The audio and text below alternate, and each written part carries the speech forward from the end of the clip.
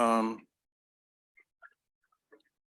will call to order the regular monthly board meeting of the Alameda County Water District for January 12th, 2023.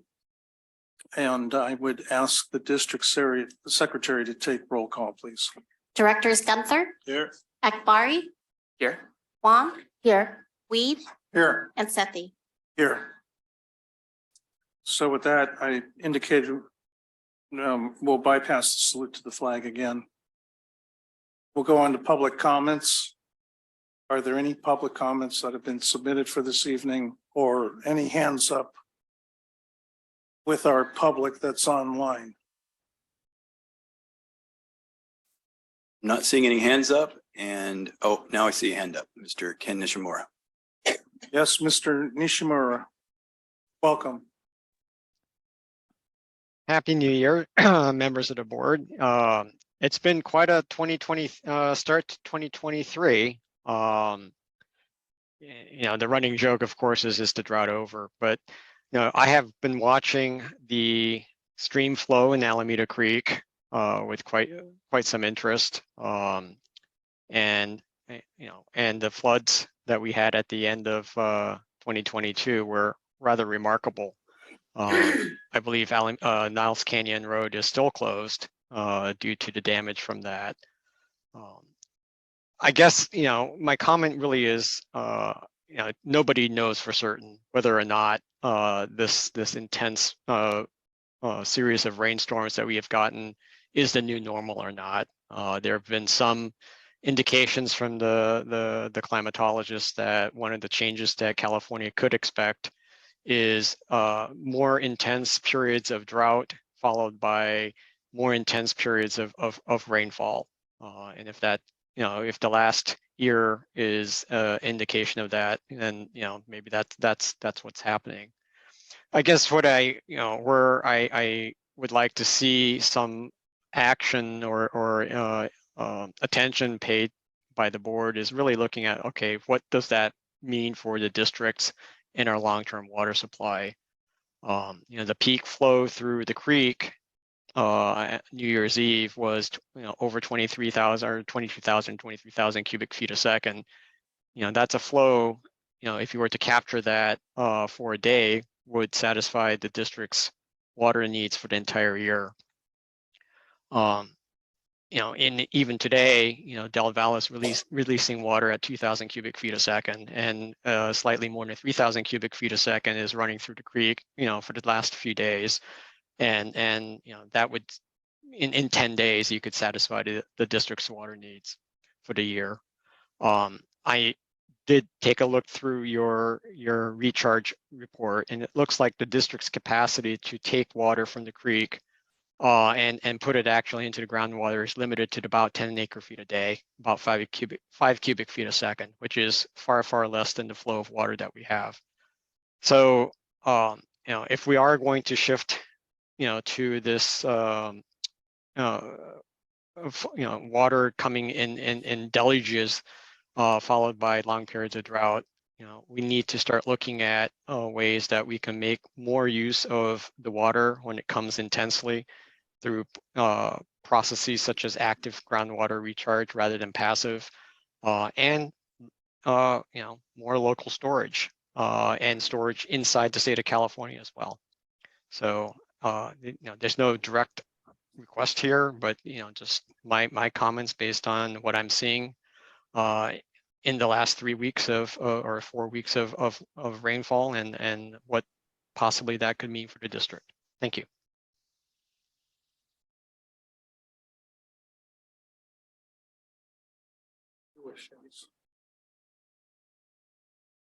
Okay. Thank you for those comments, Mr. Nishimura. Any other public comments? Don't see any hands raised.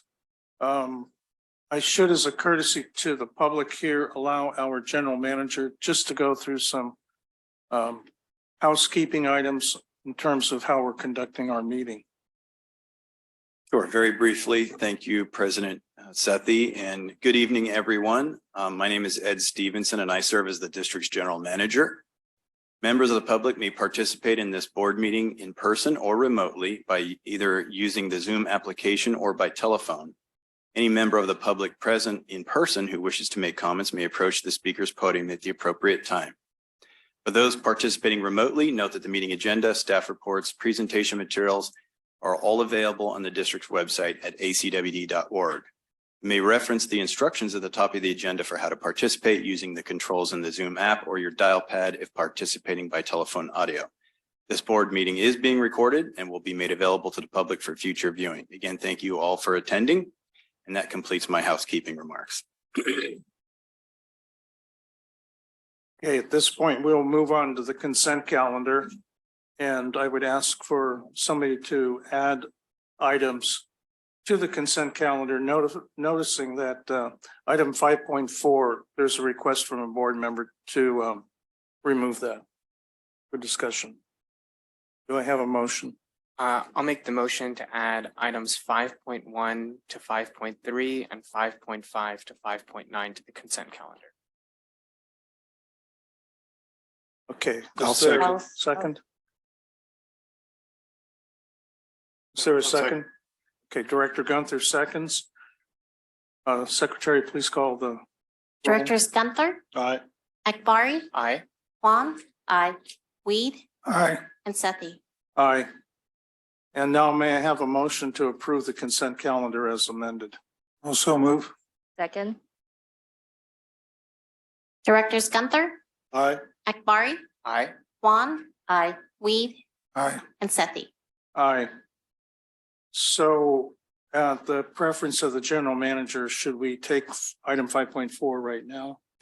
Item 5.4 involves an item that I believe Director Weed, you would like to recuse yourself on. So we would want to, if that's the case, we would want to take that up after. And that relates to the property that I own being within the whatever the range is. Right. A portion of the work involves a property that's nearby a property that you have an interest in, and therefore you've elected to recuse yourself from taking Excuse action. myself. This would be. Yeah. Thank you. And for the record, Director Weed is leaving the room momentarily.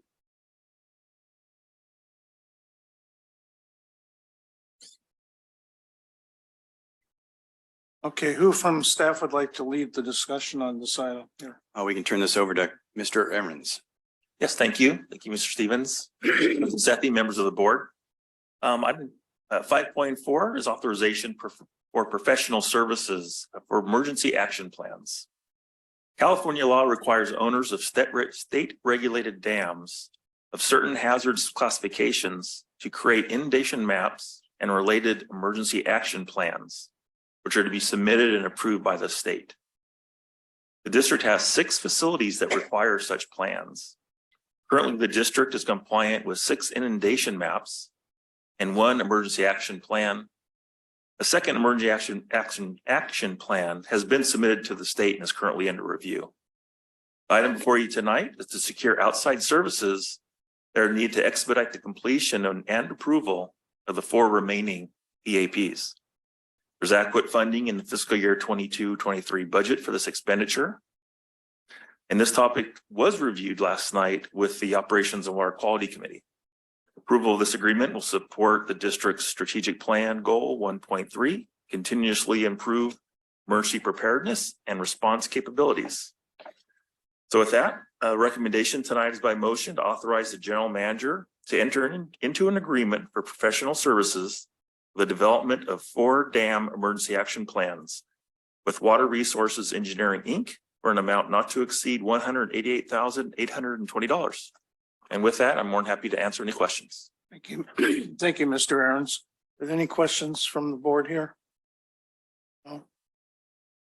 Director Gunther? No, we had this in committee. I'll move staff recommendation. I do have a couple of questions. One is in regard to Dakota Reservoir. Why is that included when it's at such a low elevation in proximity to Mission Boulevard? Again, Division of Safety of Dams defines what is and is not a dam according to the state. And they have criteria that establishes the hazard risk to those dams. So it's basically been determined by Department of Safety of Dams to meet the definition of a dam and have the critical evaluation that makes it mandatory that we prepare these plans. But isn't most of the water is underground in that reservoir? Yeah, I mean, most of our reservoirs, again, when you think about dams, usually you think of Orville, a reservoir holding back a mass of water upstream of a community or something. Ours, many of ours are not like that. River Dam number 3 is a good example. A failure of that just lets the water go down the creek. There's really not flooding, but again, the state's determined that these qualify as dams and we're required to prepare these plans. So it's. My second question regards the write-up on one of the quarry pit facilities. Which pit are we talking about here? It's is it Horseshoe? No, I'm sorry, I got their name wrong. Yeah. Yeah, it is Horseshoe. And it's just the portion, I believe, leading downstream. It's the downstream face of that pond. Right that goes- between Horseshoe Lake and the old Alameda Creek, Yeah. where the road passes over. Right. That's actually a jurisdictional dam. And so we have to prepare I the see. EAP for that. So that's the road I've been walking on to go over Yes. to the fish ladder. Yes, you've been walking across the dam. You just Yeah. didn't know it. Yes. Yeah, I met Mr. With some of our staff out there a couple of weeks ago when I was trying to check on the fish. Mr. Leonard Ashley did a very good presentation for me out there. Thank you. So with that, I'll ask for a motion from the board. I'll move the item. Okay, And I'm not seeing any hands up from the public on that item. I'll second. Secretary, please take the roll. Directors Gunther, Aye.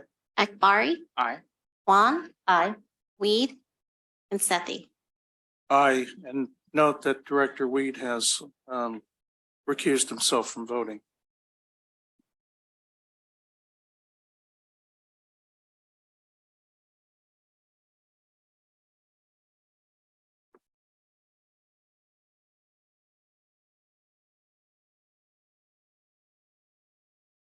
So thank you, Director Weed, for your recusal because it gave us a chance to ask some questions.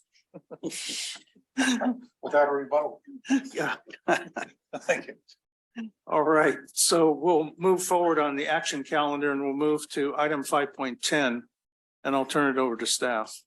Yeah, 5.10 is approving the amended and restated cooperative agreement for water transfer and exchange project between Alameda County Water District and Contra Costa Water District and related actions. And for this item, I will ask our Director of Water Resources, Laura Heides, to get us started. Thank you very much, Mr. Stevenson. In 2022, the district signed an agreement with Contra Costa Water District, or CCWD, which authorized them to purchase transfer water under the Lower Yuba River Accord, temporarily store that water in Los Vaqueros Reservoir, and then transfer it to the district via an exchange. The source water was a unique class of water under the Yuba Accord, only available during spring months when it's not eligible for direct transfer to the district using the state water project facilities. CCWD is uniquely able to acquire springtime water because of its ownership of diversion facilities in the Sacramento-San Joaquin River Delta. By storing the water in Los Vaqueros Reservoir, CCWD can hold the water on the district's behalf until the transfer window opens and the district can receive the water using state project facilities. The 2022 Yuba Accord water ultimately was not available due to changed weather conditions and flow requirements in the Sacramento River, and the agreement ultimately resulted in no water transfer to the district. However, CCWD, together with the East Bay Municipal Utility District, or East Bay MUD, have entered into a multi-year agreement with Yuba Water Agency through 2025 to acquire this same water again in the future should it come available. The district and CCWD staff have similarly agreed to pursue a renewal of the 2022 agreement through the same period. By doing so, the district will have a pre-authorized agreement in place to approve CCWD's acquisition of Yuba Accord water on the district's behalf should it become available again and be desired by the district. The agreement makes no commitment of funds in the present and therefore has no budget impact. In the event water becomes available and staff recommends the district purchase the water, staff will request authorization from the board and a reserve appropriation for the purchase as an extraordinary dry year expense, as well as an authorization to file a notice of exemption for the transfer under the California Environmental Equality Act, or CEQA. The cost will be the then current market rate for water transfers from the Sacramento River settlement contractors, less 10%, or as otherwise agreed to by Contra Costa Water District, East Bay Mud, and the Yuba Water Agency.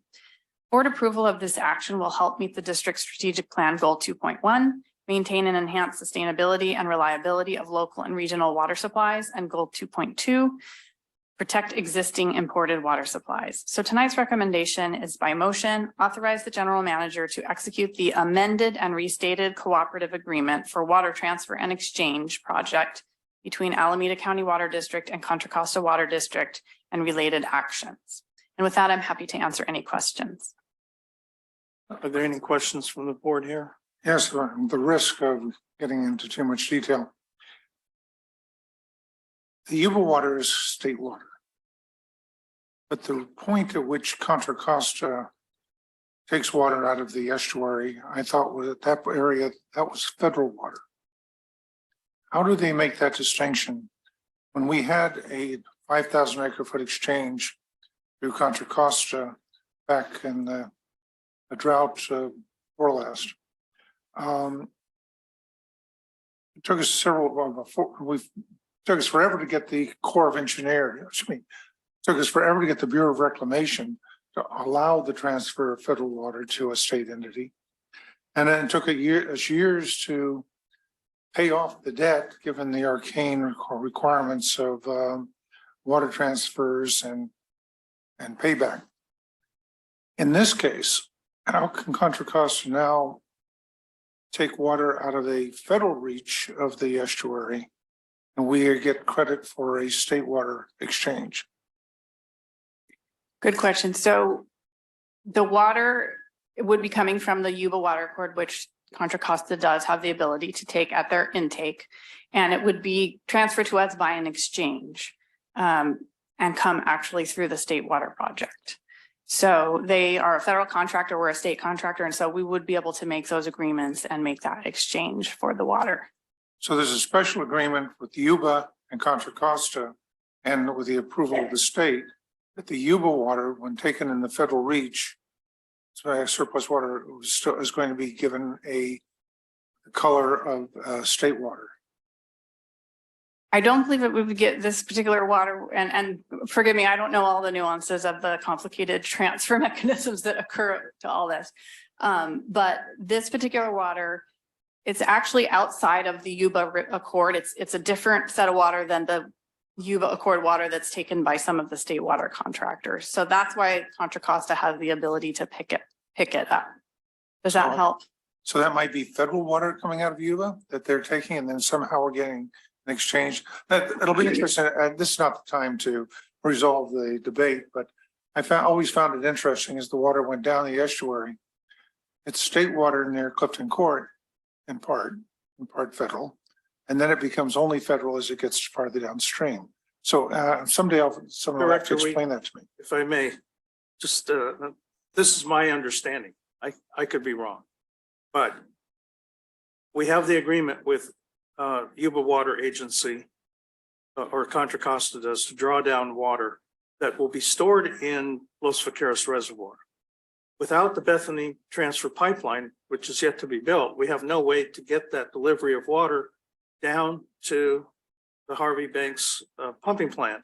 So what we're doing is, from my understanding, Contra Costa is relinquishing the equivalent amount of water from the federal water project, which is under reclamation, and they can deliver that through the Delta down to Clifton Court, where we will take the water. Well, it's one of those very strange things. Valley Water District, Santa Clara, I understand, has the ability to bring 75,000 acre feet a year of federal water through the South Bay Aqueduct. Something I don't believe we have ever been able to work out, maybe in part through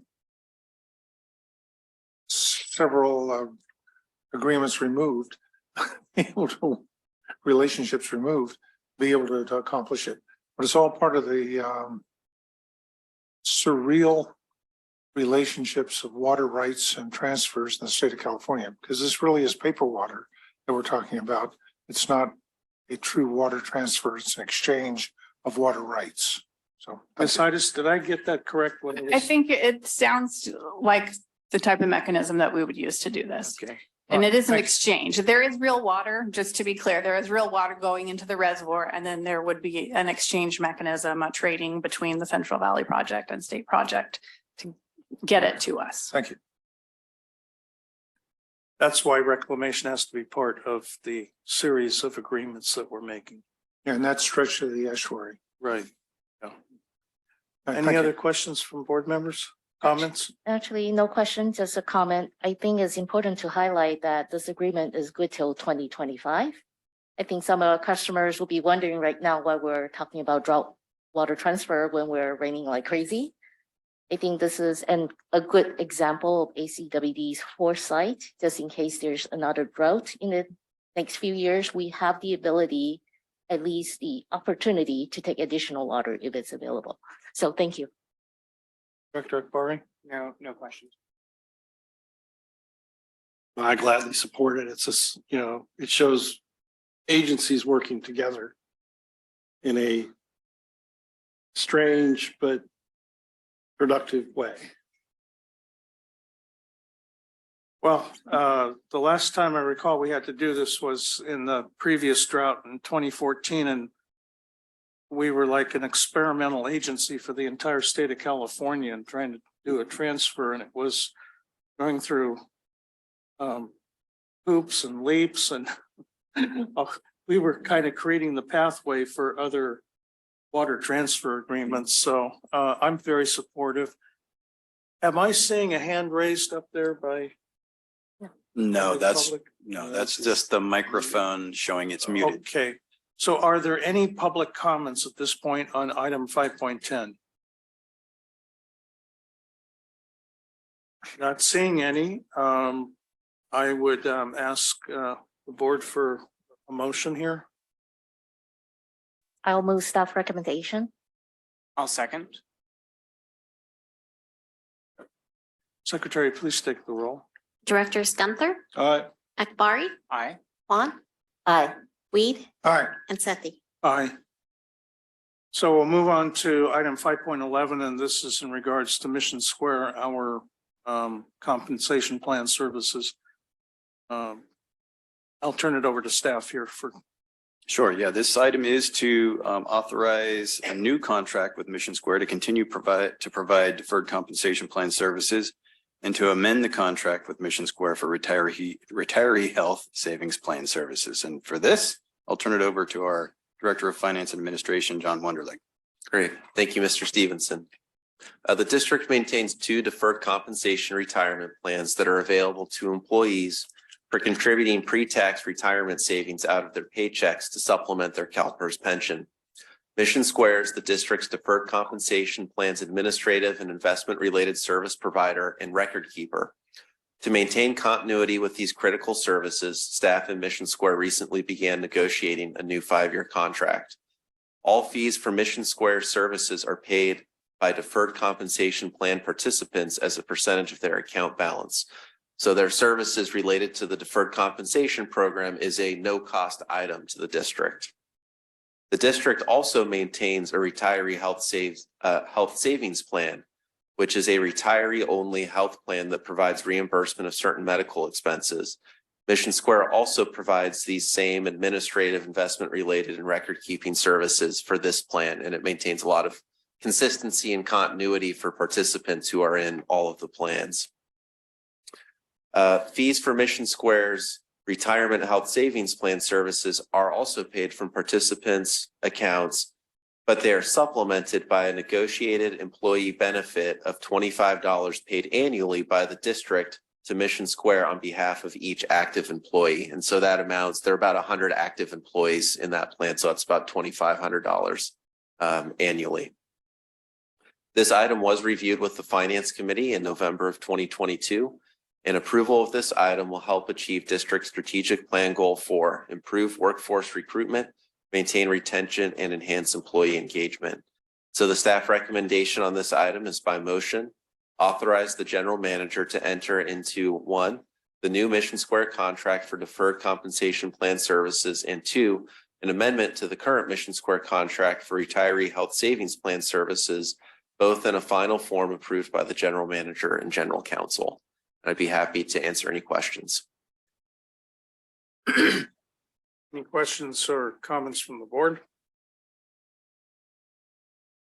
Any from the public? See no hands raised. So I will accept the motion from board member. I'll make a motion to adopt staff recommendation. I'll second. Secretary, please take the roll. Directors Gunther, Aye. Akbari, Aye. Huang, Aye. Weed, Aye. and Sethy. Aye, and I will say, just for myself, as I expressed in the finance committee meeting, I'm extremely pleased with the services of Mission Square. So I'm glad that we're continuing.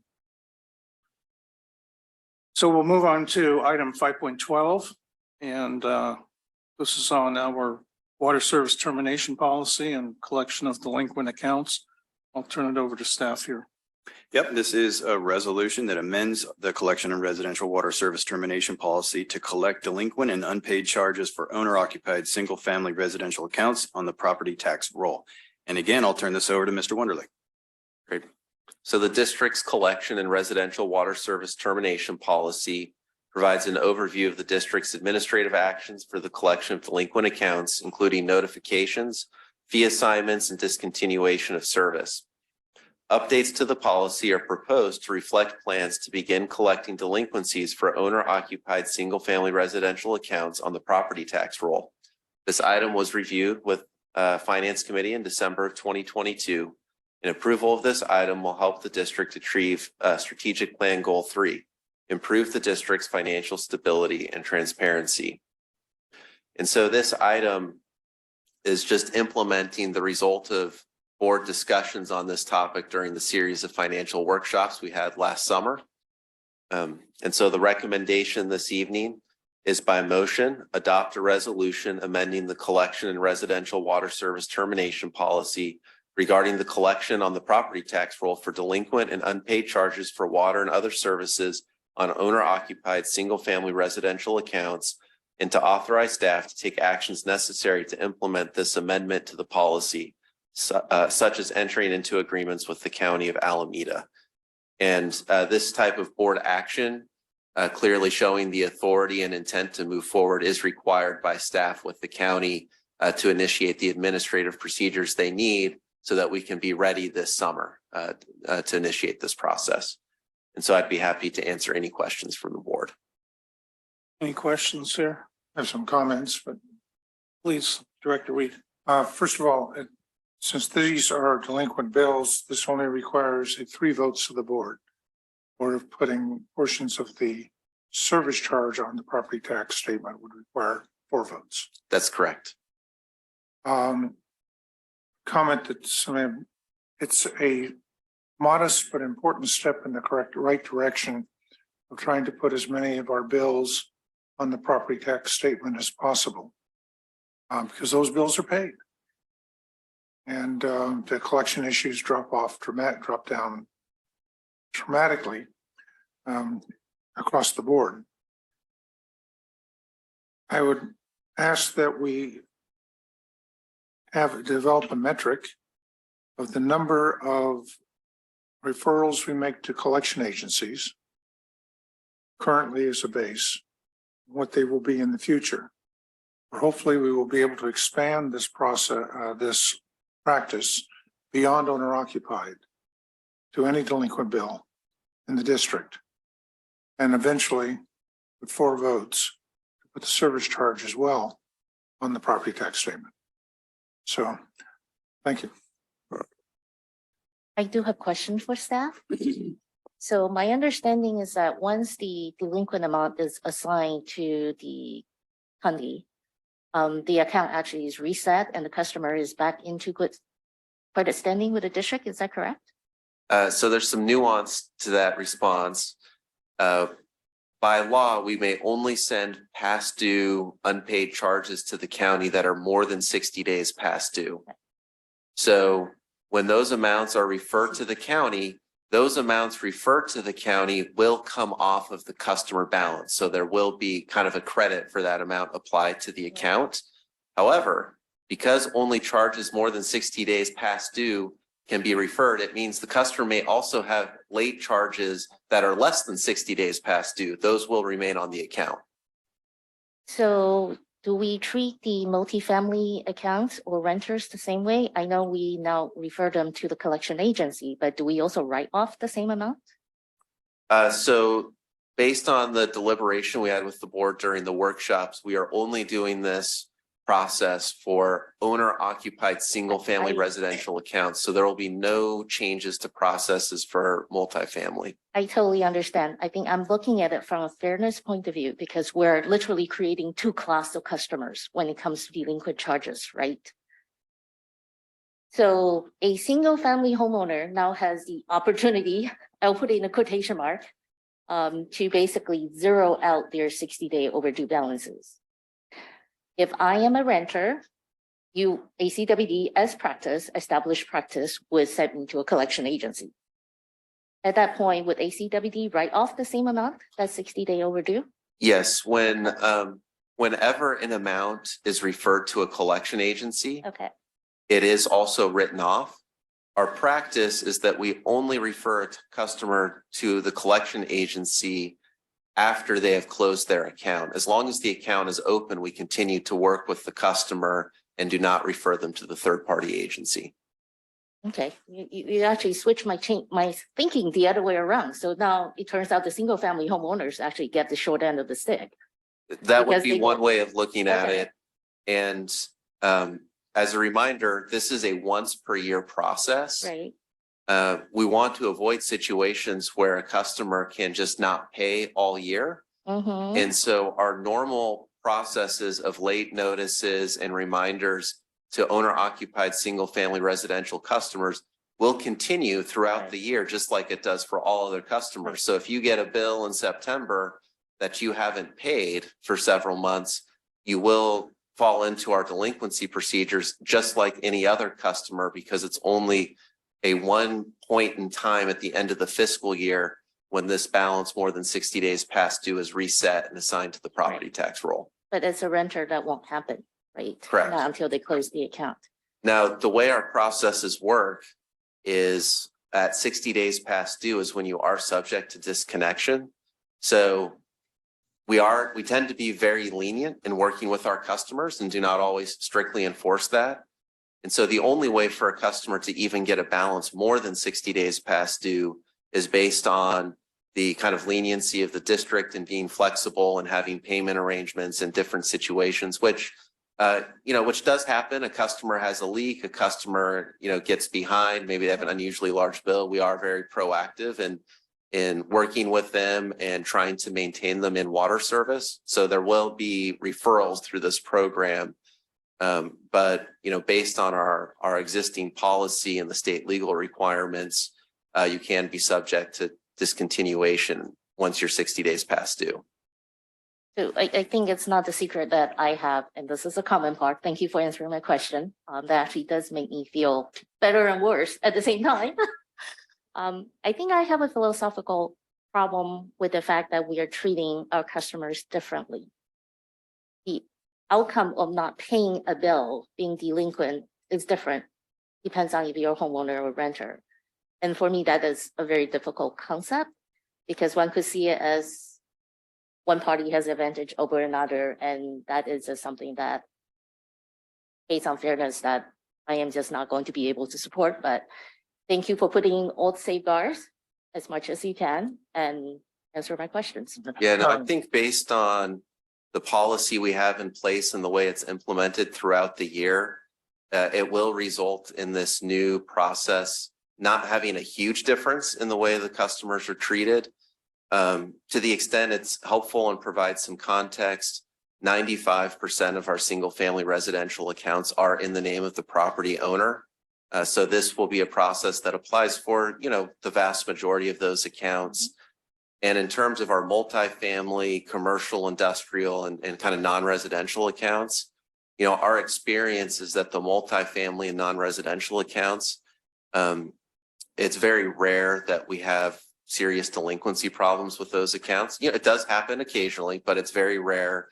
For us, we're fortunate to be in a community where even amongst our single family residential customers, it's also infrequent, on a system-wide basis compared to many other districts that have delinquencies, but it's even less frequent in those other customer types. And I think those are really good points. And we are very lucky that we have really good customers. But from a policy point of view, right, we should not make policy based on behavior of our customers.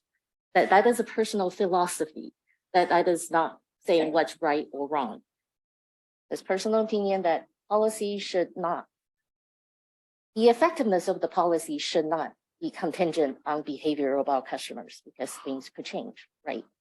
So that's a comment, and I definitely understand where we're coming from. And I think we have talked about this one long enough, so I'm just going to shut up.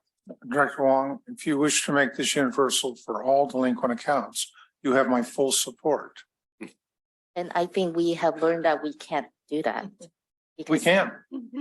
We can do it for all accounts. It doesn't have to be owner occupied.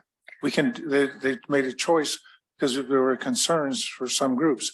But if you wish to make this universal, which is where I'd like to That's see it be, actually, I'm fully supportive of and that. that's not what I'm saying. I'm actually saying I don't even want to go there. Well, you don't want to go at all to any Yeah. delinquent charges is really what you're saying. Yes, That was your position, my position, not that it we're treating one group or no, different my than another. position is not to put the charges, collect delinquency charges on property tax bill based on my personal philosophy and my feeling of fairness. And All I right, would let's see if we appreciate, have some other yeah, comments here. okay. from Well, board however members. you wish to do it, but Director if it was based on the disparity between the two groups, I'm willing to put them all on the property tax, all delinquencies. So I have a question from the customer experience perspective. Currently, we have, you kind of alluded to the fact that we have a lot of leniency with our customers. From a process perspective, will this change the leniency that we can offer our customers? Once an amount is referred to the county, we no longer have a relationship with the customer for that amount. And so let's say we send $250 for a customer to collect to the county. And the day after we send that referral to the county, the customer writes us a check for $250. We can receive that check and apply it to their account. It will not remove that billing from their property tax bill. Is that any different than us referring it to a collections agency and Yes, we can work collaboratively with our collection agency, and we have a history of doing that. And if we contact them and say, we've received this payment from this customer, they can work with us and apply it and remove their collection stream against that individual. We did that actually in Mass as a part of the state arrearage program, where about a year ago, we received about $900,000 from the state. And some of that covered accounts that had been referred to collections. And so we worked with the agency and they stopped collecting on those accounts. it's my only question. Gunther. Okay, so in the event, God forbid, we have another situation like that, the accounts that were over 60 days, we can't really affect.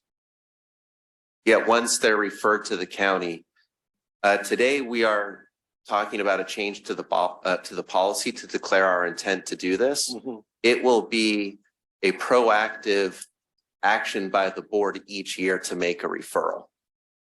So it will still be a year by year choice by the board whether it wants to make referrals to the county for collection. Well, first, I'd like to make one comment that this is separate from putting the service charge on the property tax bill. Totally.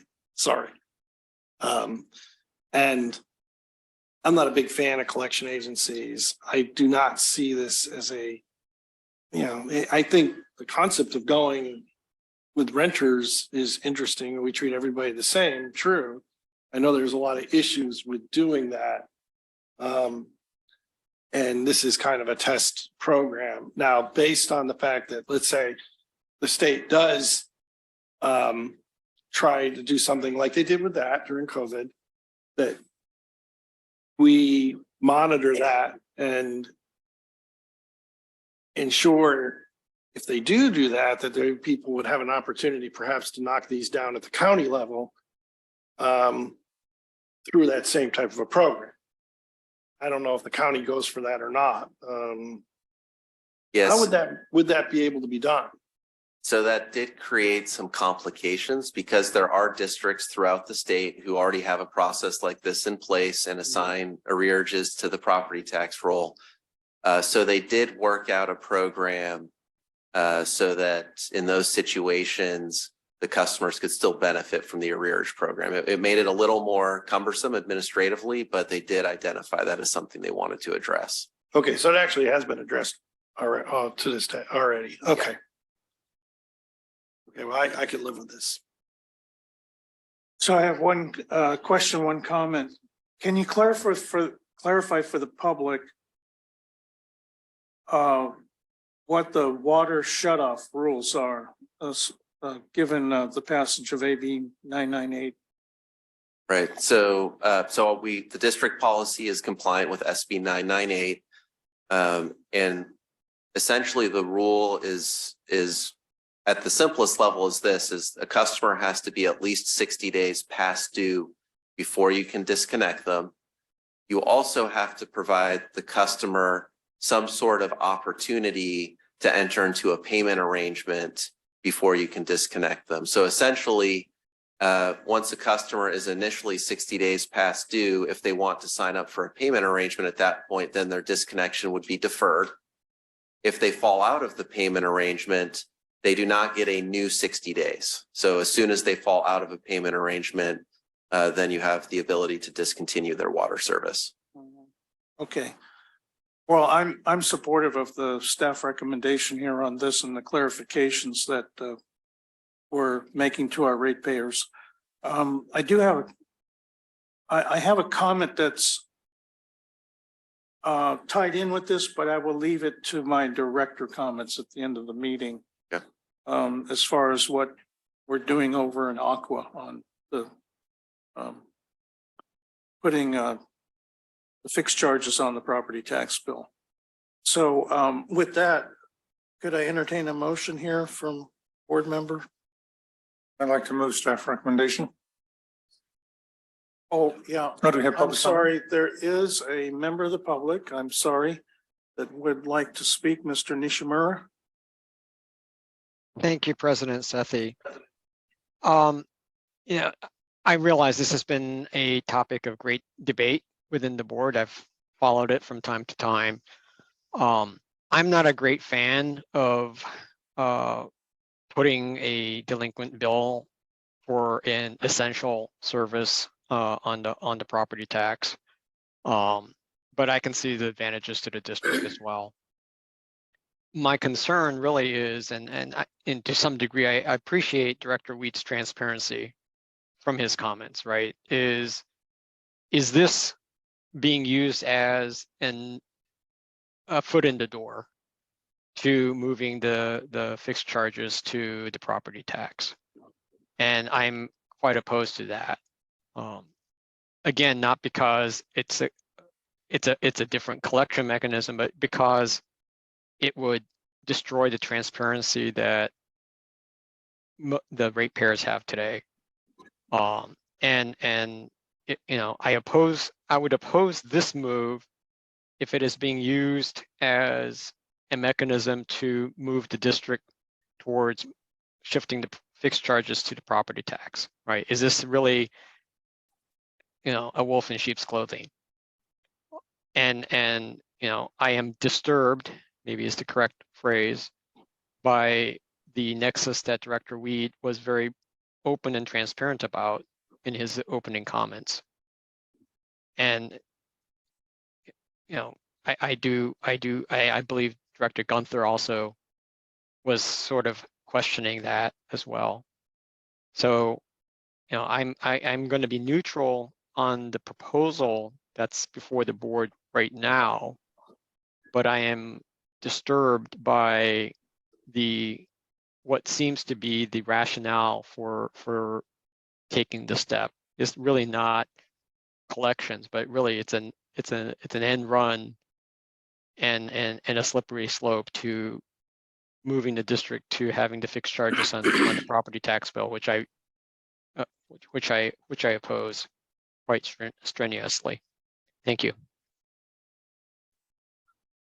Thank you for your comments, Mr. Nishimura. If I may, I will just give you my own reflection here.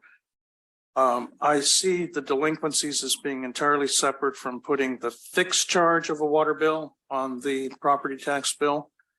And I think you're aware of the fact that the Aqua local government committee that I've served on for the last 4 years has unanimously, a number of times, approved moving forward with this action. And so we actually have a very critical meeting coming up next Friday with a joint meeting between local government and the state legislative committee up in Sacramento. Weather permitting, Director Weed and I plan to attend that meeting because it's only in person. And we have a lot of support from the state legislative committee as well. Our legal affairs committee, where we've had 5 attorneys working with our working group over the last year and a half, including my co-chair, Claire Collins from our law firm, Hanson Bridget. And I think that the wisdom of doing this has been sorted out very well over the last 4 years.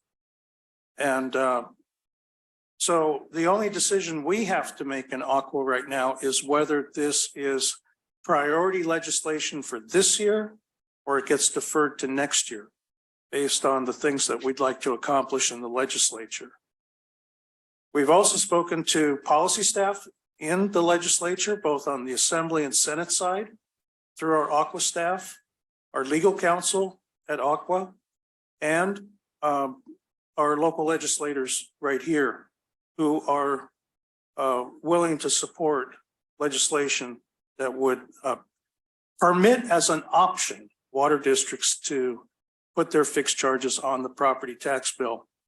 And Mr. Nishimura, you and I can have a discussion offline, but you would be surprised at how many smaller water districts would benefit from this throughout the state of California and what the benefits would be to low income and disadvantaged communities. We're talking about in the millions of people who are renters. So the fixed charge would go on the property tax bill of the owner of property.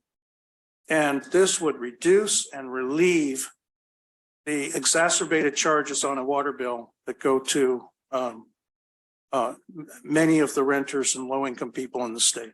So I'll just leave it at that. And if I could just clarify for the record, I think President Sethy, you just rolled into director's comments, which is later on in the agenda. I was trying to not do I that. know you weren't, but just clarify for the record, what 5.12 deals with is delinquent and unpaid charges. What you were just referring to in your comments was the service charge, which is unrelated to 5.12. And so you just made your director's comments a little early. I know, I was trying to respond to public comments here. But I think it's important to note that the delinquent charges are both the commodity and the sort of fixed charge. But once they're determined to be delinquent, are put on the property tax statement. Thank you. Sorry for my transgression there. So once again, do we have a motion? I think Director Weed, you made a motion. I will to move the staff recommendation. Is there a second? I'll second. Director Akbari seconds. May we take a vote? Directors Gunther, Aye. Akbari, Aye. Huang, No, Weed, Aye. and Sethy. Aye.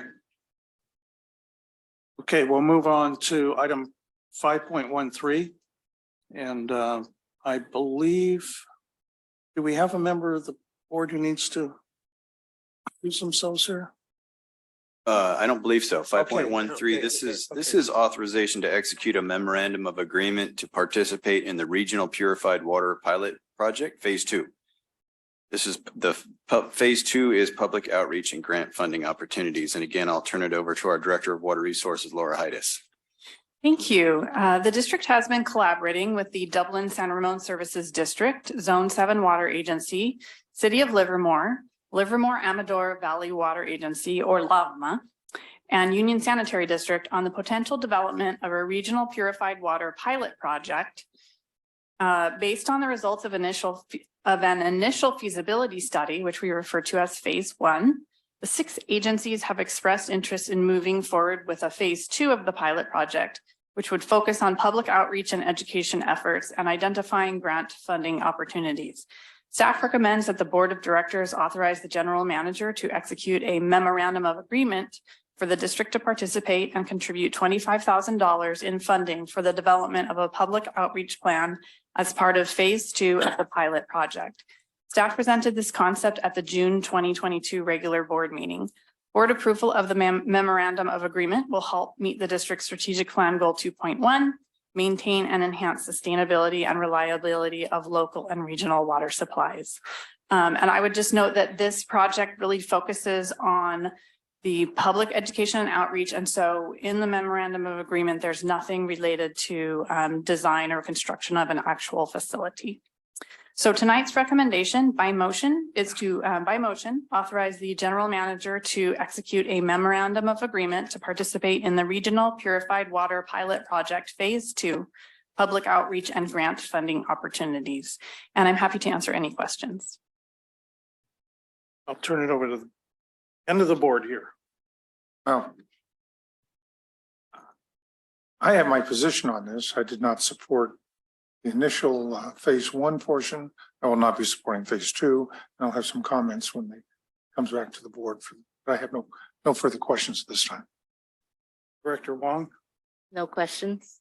I also have comments. Good. So let's move to board comments first before we, or unless you want to go to the public first. Well, first the public. And then Yeah. Are there any public comments?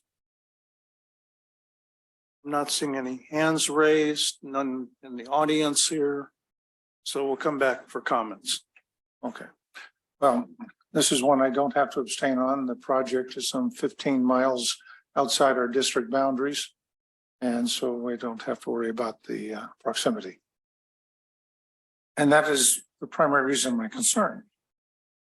It's only about 200 acre feet, I believe, per year in the pilot project, and it'll grow. The arguments that were in the public relations talked about fish, but we know that whole portion of the watershed is too warm for fish. There have been fish ladders built 60, 70 years ago that have never seen a fish.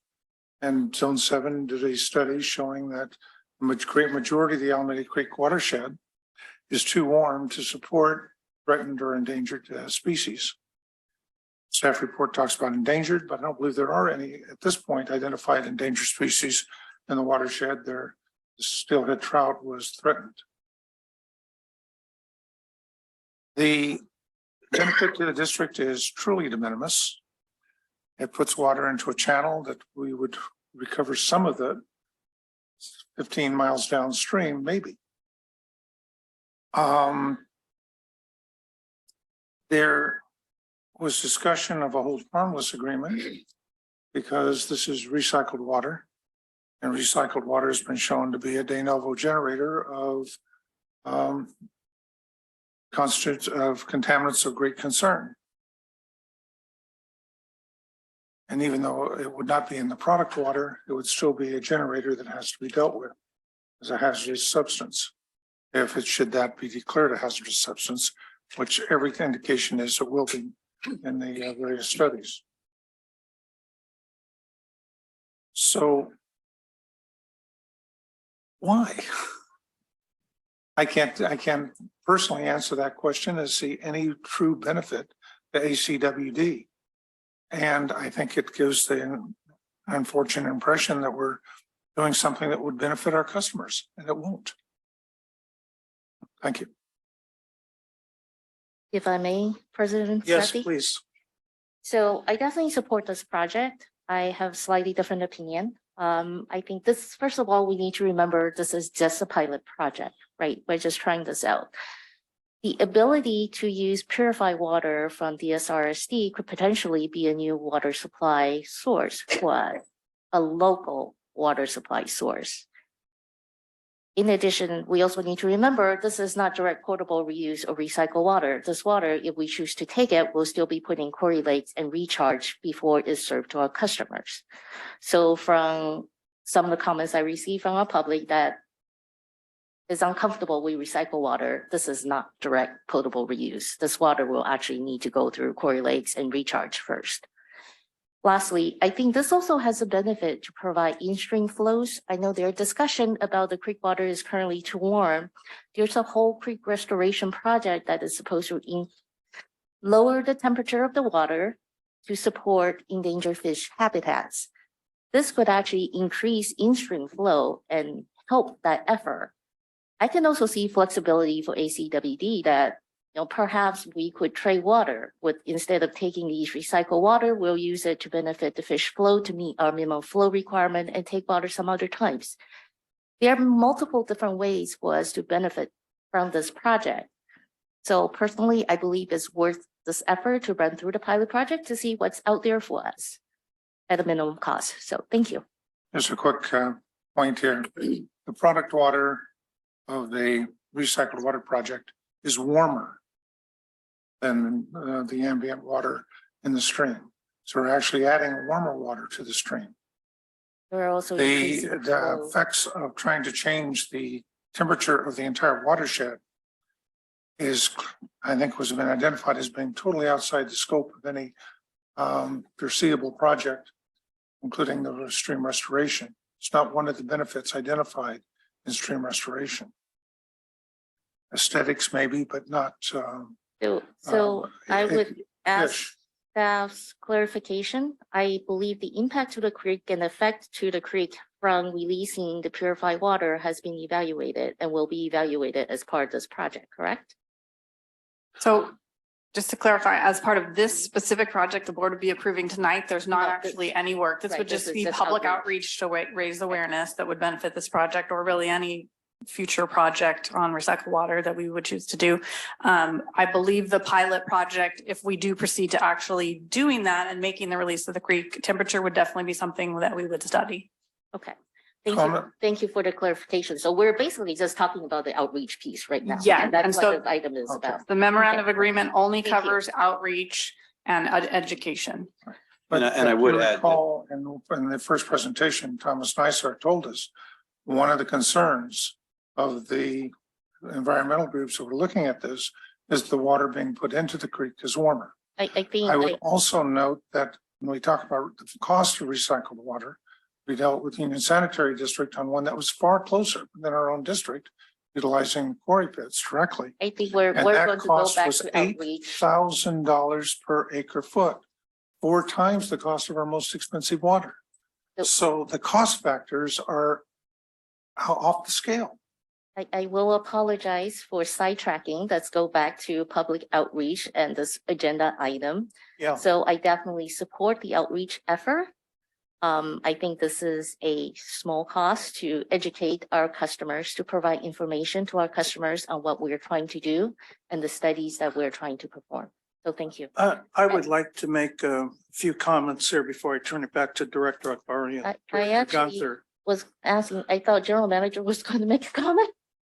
Oh, I don't want to take us back where we just left. I was just going to mention that I saw him waving. the resource agencies that we've been coordinating with as that group, as that regional group, are pretty excited about this and see some benefit from that standpoint. Beyond that, I will say that temperature, I'm sure, is one of the items that would be studied or measured during a pilot, but we're several phases away from that point. I'm asking to speak prior to the other two directors respectfully here, because I want to get your feedback on what I'm thinking. And I supported this initially, and as I've been reflecting on on moving to this next step, I'm really feeling kind of nervous and reluctant to move forward. And I say this because maybe there is merit in a project like this, but I have not seen the things that I normally would expect to see from our staff. And one is, what's the long-term prospect for doing something like this, and where's the business plan for it? Does this pencil out for us? What is the ultimate cost of a water purification plant? Is it 100 million, 150 million, 200 million? We already have, we're embedded in the Delta Conveyance Finance, Delta Conveyance Design and Construction Authority on the Delta Tunnel. We have our preliminary commitments right now on the Los Vaqueros Reservoir project, which is also a $1.4 billion project. And these are, one is for reliability and the other is to help ensure that we may have additional water supply and reliability. And I'm a little concerned. So on a second note, as has been noted here, this is not a recycled water project or potable reuse project. This is water purification. That is pure water.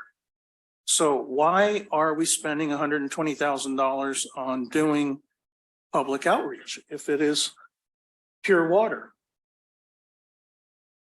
The other concern I have is, why is ACWD taking the lead on doing the public outreach when it is the Tri-Valley partners that are the primary beneficiaries of this kind of project?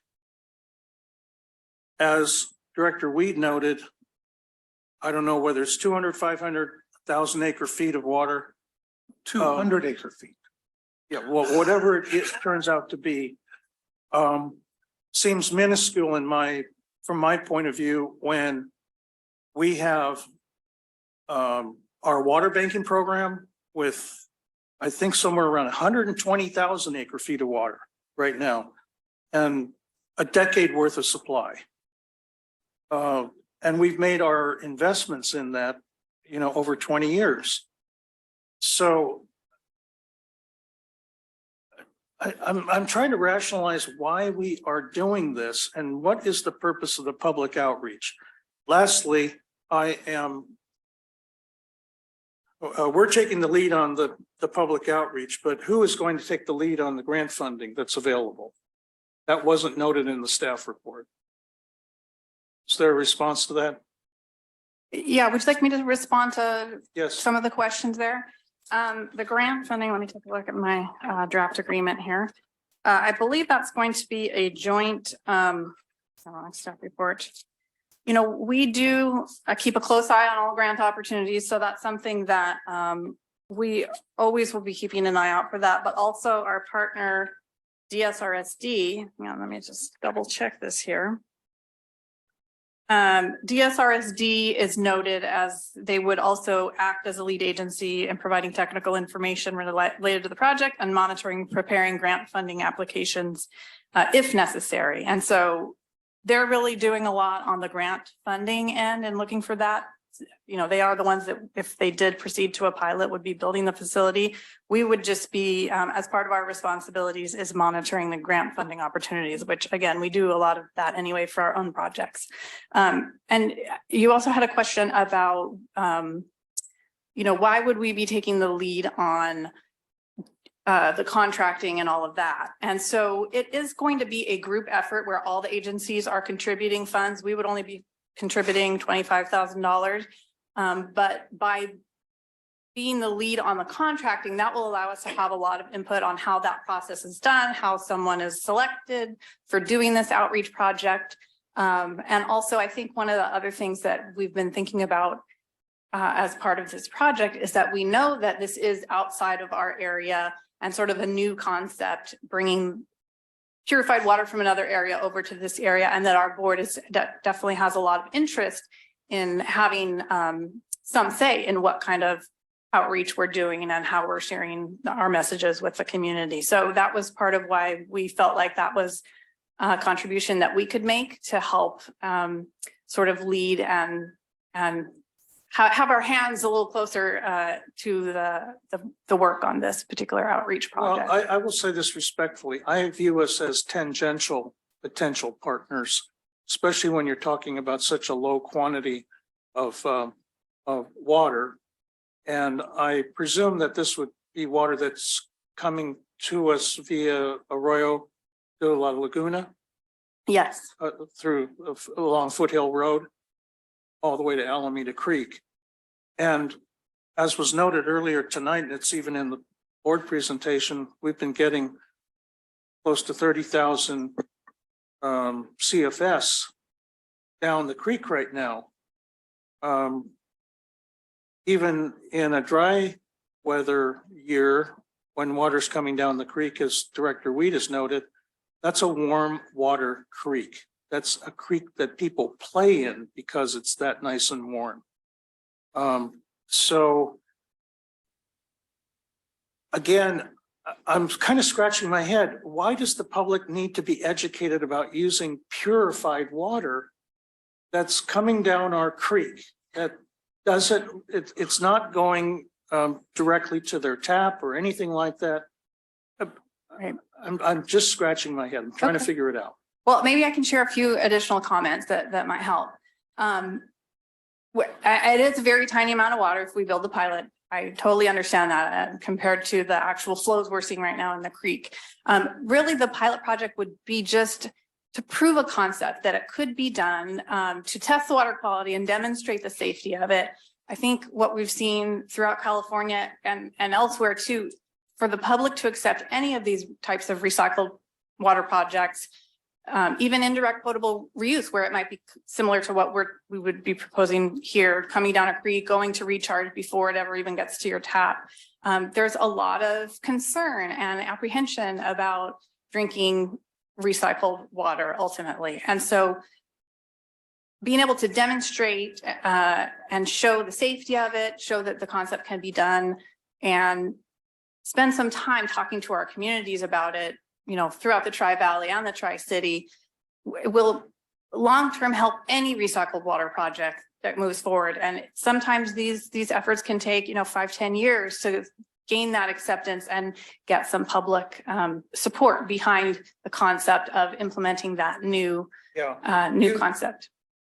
You've heard me say this many times during my tenure here on the board, that I am not against recycled water, but I believe that it is suited to communities where it properly makes sense. And I have never thought it makes sense for the Tri-City area.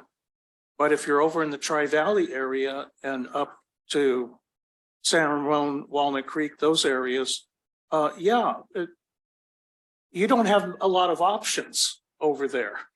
And so I feel like we're subsidizing the work on a project that really should be Tri-Valley driven. I'm not even sure why USD is involved except for the learning experience, of going through the trial. But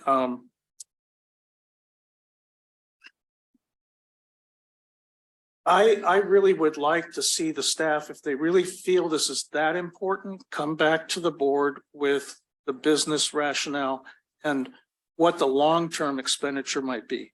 We just approved right now storing 5,000 acre feet in Los Vaqueros Reservoir and doing a transfer. That to me makes a lot of sense. At close to $1,000 an acre foot, $5 million, I can justify that for our community. Right now, I'm searching for the reasons why I can go out in our public and say, this is a good idea for us. This is worth spending money on. And right now it's a small dollar amount, $25,000 toward 120,000. I don't know what the grant opportunities are. That I expect that there's probably some available in Prop 1 and Prop 84. But for right now, I want to put the brakes on this until we have more information. That's where my thinking is. Just comment and follow-up comment on the general manager's point that the regulatory agency staffs were excited about the project. From my experience, the regulatory agency staffs are excited about any employment opportunity, regardless of the merits of the project. It's make work, and it's for their organization. And so I have lost confidence in the level of review on the part of some of these regulatory agency staffs when it comes to evaluating the project's merits.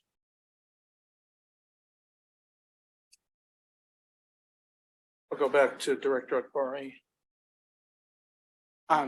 So kind of building off of some of the questions that Director Sethy was asking, who's the target audience of the public outreach? Is it primarily folks living in the Tri-Valley, or will it reach our ACWD customer base as well? It would be all of the above, it's my understanding. So that would be the idea, would be to work on really a regional campaign that would be helpful for Tri-Valley and the Tri-City to start learning a little bit more about recycled water, potable reuse, and gaining some customer understanding and acceptance of that. Because that is something, if we were to go down the road of any recycled water project, and I know it's not in the forefront, but we do have the possibility of needing to implement that in the long run, depending how things go. And we'll be discussing all that through our IRP discussions coming up. But for any project to implement, it just makes a lot of sense to start now, getting folks used to the idea and understanding what it is, the safety of it, and really sort of gaining that momentum behind doing a big change like that if we were to do it. And is there any metric that we're using to kind of gauge public sentiment? Can you repeat the question, please? Is there any, are there any data points that we're tracking on how public sentiment might have shifted based on the outreach that we're doing? That's a good question. I don't think we have a scope. We have an agreement, a memorandum of understanding that kind of outlines who's going to do what. But I think that's another thing we would be able to have input on, is a scope of what the work will entail. So I would imagine we can certainly make that suggestion of customer polling and that sort of thing. Well, I do know that Valley Water District in Santa Clara and Dublin San Ramon Services District have been doing surveys of their public for quite a few years, I think 2 decades. And what we see is that originally when the public became aware of ideas about toilet to tap, they were very much opposed, right? Around the Bay Area. But that gradually over the years, as people have come to a better understanding, sentiments have shifted where it's now become positive in most communities. At least 60% of the public thinks, yeah, if it's critical to our community and it's safe water to drink, then let's do it, because we need to keep water rates down too. So there is a lot of available information from one of these partners that we're talking about here, Dublin San Ramon. I know I've seen those presentations in the past. Can I ask a question of staff? I also have a question for council. Go ahead. So, Mr. Miyagi, just clarification on how far my boundary can go. I think there's some misunderstanding about the purpose of this pilot project, and that kind of bleed into our discussion today. Can I ask staff to explain a little bit more about the purpose of the pilot project? Would that be within the boundary of this agenda item? Yeah, I think it's fine. I mean, this discussion is fine because phase Okay. 2 really links to phase 1, and All phase right, 1 was perfect. described in the staff report, and there's questions about the project in general, and I think it's fine for All the right. board to have these questions. Okay, then I have questions. I am going to ask staff for more clarification. My understanding is part of this purpose of this project is also to find a cheaper way for us to deliver recycled water, right? Majority of the recycled water costs, if we build a plant within our service area, is related to the pipeline construction. using the creek could be a alternative way to get recycled water without building those pipeline and potentially minimize the cost. Is that a correct statement? I think in some senses, yes. I mean, the costs of building the ultimate plant there versus here are still, I mean, Right, the plant To be construction is the determined. same, it's a conveyance. right, but that is true. It would be free to convey it down the creek and not without building infrastructure to get it into the Quarry Lakes using our existing infrastructure versus having to build a large pipeline and a lot of other infrastructure that we would if we were building our purified water facility here in the Tri-City. And the small quantity of the pilot project is because this is a proof of concept. There's no commitment and there's no assurance this is going to work. This is a very small plan for the purpose of trying it out to see if it's actually will be viable. Correct. And it's a Thank proof you. of concept, not just for us, but also for the Tri-City as well. And Yeah, we and if- need the outreach program for everybody, including our service district, because this is a very unique concept and we would like to help gauge our customers, educate our customers, and gauge their feelings or their thoughts about this project. Right? At least that's my understanding from our committee meeting discussion. Yes, Okay, thank you. correct. Is it, so my understanding then is if ACWD were to take the lead, we would take the lead in responding to inquiries about the de novo generation of contaminants in the recycling process and the disposal of that permeate. I don't believe that would be a focus of the outreach for the project, but we would be taking the lead in working on the contracting selection of a consultant and a scope of what the public outreach and education program would look like. But there'll be input, but if there are inputs about the risk associated. And then might we also, from the attorney, be jointly and severally liable for any costs associated with the creation of toxic substances and their disposal? So for purpose of the action that's before you tonight, which is phase 2, the outreach plan, I have reviewed the MOA, the memorandum of agreement. There is risk allocation provisions in that agreement, but it is specific to the outreach plan. It does not go further about the project in general. No, I suggest that that's part of the project. Or part of the ramifications of the project. Yeah, and maybe I'll just add that, it's been a while since we talked about this overall program with the board and maybe we should have prepared a little bit more detail because I can see there's a lot of interest in the detail. I would just note that there's not much detail available right now. Right now, this has been discussed as a concept, a partnership. President Sethy, you mentioned a lot of different initiatives and programs that we're involved in from a water supply, water resource standpoint, both locally, regionally, and within the state. And this is one of many. And so we're at the very, very outset of that. I think everybody involved in this effort understands that it's going to take some time. There is a fair amount of concern that there are likely elements of the public who are going to have great concern. And so part of this is to make sure that we have a way of educating the public, that we are testing the waters and we understand what the public's concerns are, if there are any. And so really that's this early stage. In terms of the details about, how much water could potentially be produced, even where it could go, there are options about where that water could go and how water may be treated and used. And I will say that there's very little detail about that's been sorted out. Initially, it is a concept of let's see where the public's view is before we engage in any larger program, understand that, and then the next phase, and it would be a little while off, but then that would be to build a demonstration or a pilot plant to test that technology, to demonstrate that technology as part of just a continuum to try and evaluate whether this makes sense for all of the agencies involved, and understand what the public feels about it. So it's an engagement process. It's also part of probably a pretty long effort to further develop these concepts. If they don't flesh out and work for the parties involved, then that would be what it is.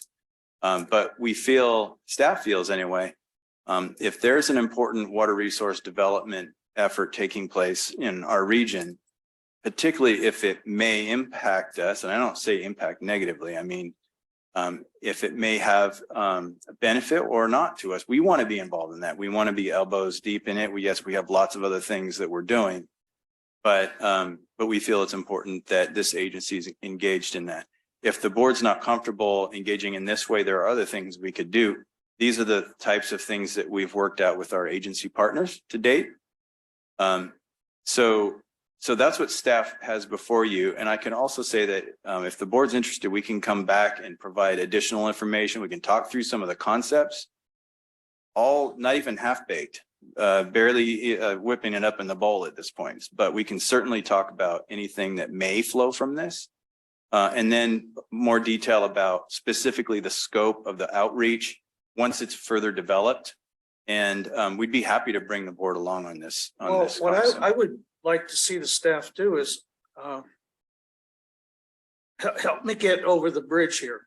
I want to understand what the business case is. Let's say the water's available and in large quantities. Why does our district want that water when we already know that recycled water is the most expensive water available to us? We've done these multiple studies with USD. So under what scenario would we need to have that water? Why do we want it for our Tri-City area? I can see why they want to do it over in the Tri-Valley area, especially with all the development going on and where they get the developers to help pay for the future price of water over there. Yeah. I could offer only a hypothetical at this point, right? Because how it might work hasn't been fleshed out. But here's a scenario. Part of the reason for the very high unit cost that the board saw recently related to recycled water or indirect potable reuse in our service area, the large cost components included not one treatment facility, but two, basically one on each side of the process, Yeah, right. plus many miles of transmission and pipeline through existing urban areas. Plus, in one of the scenarios that you saw, there was acquisition of land. So these are very, very large costs. In this model, and I just want to stress, I can't say that this would even make any sense or even be accepted by any partners or whatever, but at least in the pilot model, the recycled water or the purified water is generated at the treatment plant. So in this case, anyway, there's no acquisition of land and all these other things. There's not transmission costs. There's only one treatment facility. And if there is a benefit to the district directly, at least in the pilot scenario, if it were just to be scaled up, for instance, then that's water that's available continuously throughout the year that can be used for groundwater recharge.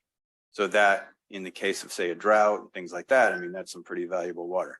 I'm not trying to sell the board on something that may never, ever happen, but I'm just saying in terms of the possibilities that may flow from this, those are the types of things that we want to ensure that we're part of the evaluation. Well, let me mention one other subject that comes to mind, and that is from discussions over at DSDR. They're hungry for sewage water. They can't get enough. They're trying to pipe in sewage water so that they can do recycled water. And they're struggling at that end of the system. So again, there's too many questions and not enough. I don't have enough conviction that this is proper to do for our community. I say that for their communities, give it your best shot. Anyway, Director Akbari, I'm sorry if I got off on a tangent here, but I'd like to return No problem. it to you. So I came in, I think, a little bit. I was prepared to vote in favor of this. I voted in favor of phase one as well, but I think you've heard a lot of concerns from the board or questions that we'd like a little more clarity on. How much would it throw off the process if we were to defer this to the next board meeting where we can actually go through this in a little bit more detail and the potential scenarios? For me, I'd like to see some of what we could do with the public outreach on kind of setting a baseline for what public sentiment looks like today so that we can measure ourselves against the outreach that we've done. Would that throw us off significantly if we were to push it to a future board meeting? So I think it sounds like what you're talking about is sort of understanding a little bit more about the scoping of the actual work. And I think that was something that probably would be done or was originally envisioned we would do as part of the project itself to kind of get that scoping going and get a contract in place. At this point, all of the agencies except ourselves and USD have already approved the agreement. So it would delay the project at least by whatever time we decide to defer our decision, I guess. I know folks are interested in getting started on this. So that would factor in, and we would just have to delay, I believe, as however long the board decided it needed to make the decision. And or what I don't know is if other partners might want to proceed sooner and they may decide to execute the MOA and move ahead. We wouldn't obviously start leading up activities if the board hadn't approved it on our end yet. I wouldn't be opposed to deferring to a future meeting, but I'll leave that up to other board members as well. Director Gunther, our guru, what is your feeling? First thing, I agree with you in that I don't need a pilot study to be told that we could run drinkable water down Alameda Creek. It's not going to harm us. We're not going to be drinking it out of Alameda Creek by the time it gets here. Because guess what? It's not potable anymore. I don't need the money of the study. I prefer to skip the study. However, I like the pilot option because it could give us that information on the temperature. Give us an option on how's this thing going to possibly operate. I hope this is public outreach. I don't know. I don't see a real true value. I'm willing to support it. I get where they're going. It's their problem, but it could be our problem because I'm in a small minority of people that are willing to look at this and just say, what's the big issue here? You know, this is going to go into the quarry and go through the groundwater. Impact? There isn't any.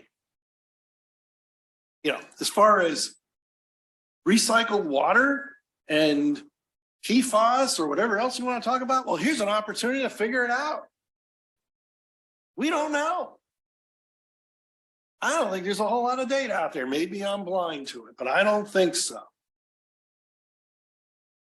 And here's an opportunity for a small cost, be part of a study in a public outreach plan. However, it doesn't mean I would be fully supportive of a project. There's a business sense for us to build a big plant out there and run recycled water down and are spending money to build that. Now, our participation in this project could be very valuable. Less than a month ago, before it started raining, the creek was kind of dry. And, you know, I had made jokingly comments about our water staff guy, you know, coming to us repeatedly with more bad news and more bad news. Yes, it's a small amount of water that's potentially there. We don't even know. We don't know how much. We don't know when. Obviously, right now, we wouldn't be taking it. I don't think we're taking anything out of the creek at the moment because we can't. It'd be great if we could. It'd be great if we could park it somewhere. But I think it's a small amount of money. I want to keep focused on the project here. It's public outreach. It's a public outreach plan. If this was to go forward, yes, there are going to be people in the community that aren't going to want to do this. They want nothing to do with recycled water. Oh, I'm not in that group. However,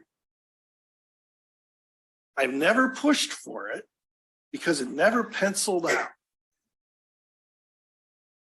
And I don't really see us as being the driving force here. If there's a benefit to be seen, I think it's good to be at the table. I think for this small amount for the public outreach, it's good to have our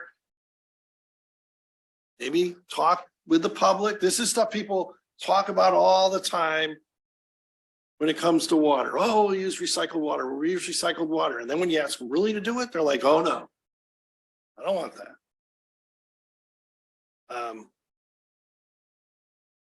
All water is recycled at some point.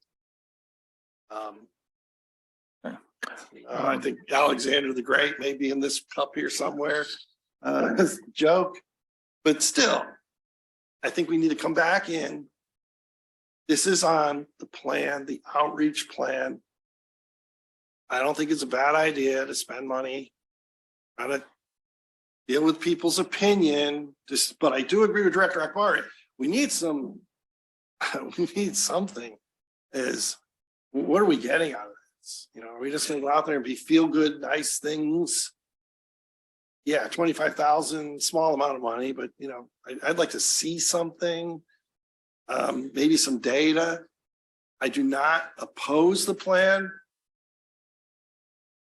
from the project, but one, I don't know enough about the project. Two, I don't know how much it's going to cost us. Three, I don't know how much water we're going to get, or when it sounds like we're going to get it continuously. Right now, it's the last thing we need coming down the creek. Can I ask a question here? Yeah. Do we have to take a formal vote Yeah. on this tonight? Or No, could we what I would- table it in lieu of asking the staff for more information? Absolutely. I think that's what we should do. I think staff should go back and kind of prepare some additional information. I'm not sure we'll be able to answer all of the questions that I've heard about this evening, but it sounds like we owe you more on this particular item so that we can, have a little bit more informed kind of discussion. So we'll be happy to do that. So I would say that we don't need a vote on this item this evening, and you'll see it again, and maybe with a little bit more information. Would that be agreeable to the rest of the board? Very much so. I could vote on it tonight, but I don't have a problem with it coming back with more information because I want more information. Yeah. I don't know that we have the 3 votes to vote it down, but there is a word called de minimis. And even at full scale, any benefits to this district would be de minimis. Well, that's Be your opinion. below any measurable benefit. That is the complete director's waste of money. opinion. And It's so we not can get that, we'll have approved that in discussion. Okay, so as the presiding officer over this affair, I will ask that we, with the concurrence of the board, that we table this item for at least a month or two and have staff come back. All right. Sounds good. And I would like to emphasize that just for myself, I would like to see what the future business case is. That means financial. Okay, so item 5.13 is tabled. Before I leave this item, was there any comments from members of the public on this item? Any thoughts? I don't see any hands raised and none from the Yep, audience. there we go. What? Just went up, Mr. Nishimura. Okay. All right. Sorry, it took me a few seconds to get to the icon. I wasn't going to say anything, but since you asked, this is a fascinating discussion. You know, I tend to align with most of the comments that Director Gunther made. The questions about, whether this will pencil out are good, it's a good question. I am intrigued by, the comment Director Huang made that, this would be an interesting way to avoid the capital costs of building a conveyance from a treatment plant that is co-located with Union Sanitary and up back towards Quarry Lakes. That is likely to be a fairly large capital expenditure and actually use gravity and the natural conveyance of Alameda Creek. A question that does sit in my mind is, yes, to the point that Director Sethy made is there enough sewage in the Tri-Valley area because of the growth that they are experiencing? That water, even if it's sewage to begin with, may be oversubscribed. But the most important comment I was going to make, and maybe I misunderstood what was being proposed, is that if this plan goes forward, there's going to be a pilot plant and there's going to be roughly 200,000 gallons a day, and there's going to be roughly 200,000 gallons a day of you know, you can call it whatever you want, recycled wastewater, treated water, whatever, that's going to be discharged into a canal that then eventually flows into Alameda Creek. And then in theory, some of that water would then be pumped into our recharge ponds at Quarry Lakes and then enter a groundwater. You know, I'll be clear, I support recycled water. You know, I have no problems with it. You know, and from a toilets to taps perspective. But you know, there are some people in the community that probably would find it to be distasteful, no pun intended. And it's a matter of the district maintaining transparency and confidence with the public. That is, you know, if the district does enter into even a pilot where some of this water is flowing down the creek that eventually makes it into Quarry Lakes, you know, we do need to do the public outreach, right? So my comment is really related to, do we need to do public outreach? And I think the district does need to do the public outreach just to be open and transparent, right? So that nobody can accuse the district of saying, oh, they secretly, you know, ran 200,000 gallons of toilet water down the creek and now you're going to drink some of it. You know, I personally find that, you know, argument specious, but some people may find it, you know, and latch onto it. And I wouldn't want to see the district get themselves in the situation where the confidence of the public is diminished. Thank you.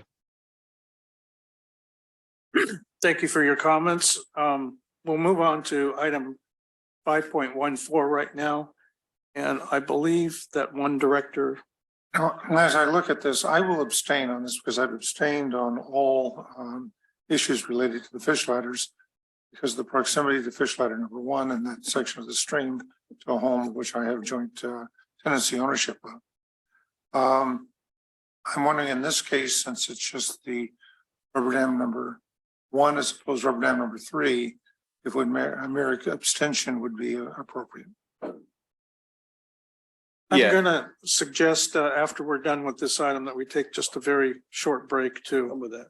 Pat, do you want to address that question? Sure. My understanding is that you do not own property within 1,000 feet of this portion of the project, but you Correct. have abstained in the past. And so you would not need to recuse yourself or leave the room because there's no legal conflict. And it's up to you on whether you would want to vote on this item or not. So I just want to Since I was not clarify. here for any of the contract, I had to excuse myself from the room for all of the contractual awards. I will abstain on the modifications to the contract.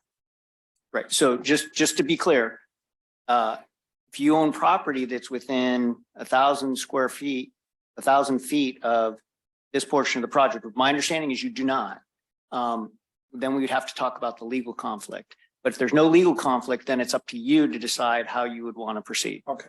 I will stay in the room, but staying. Are there any board comments on this item? I don't have any either.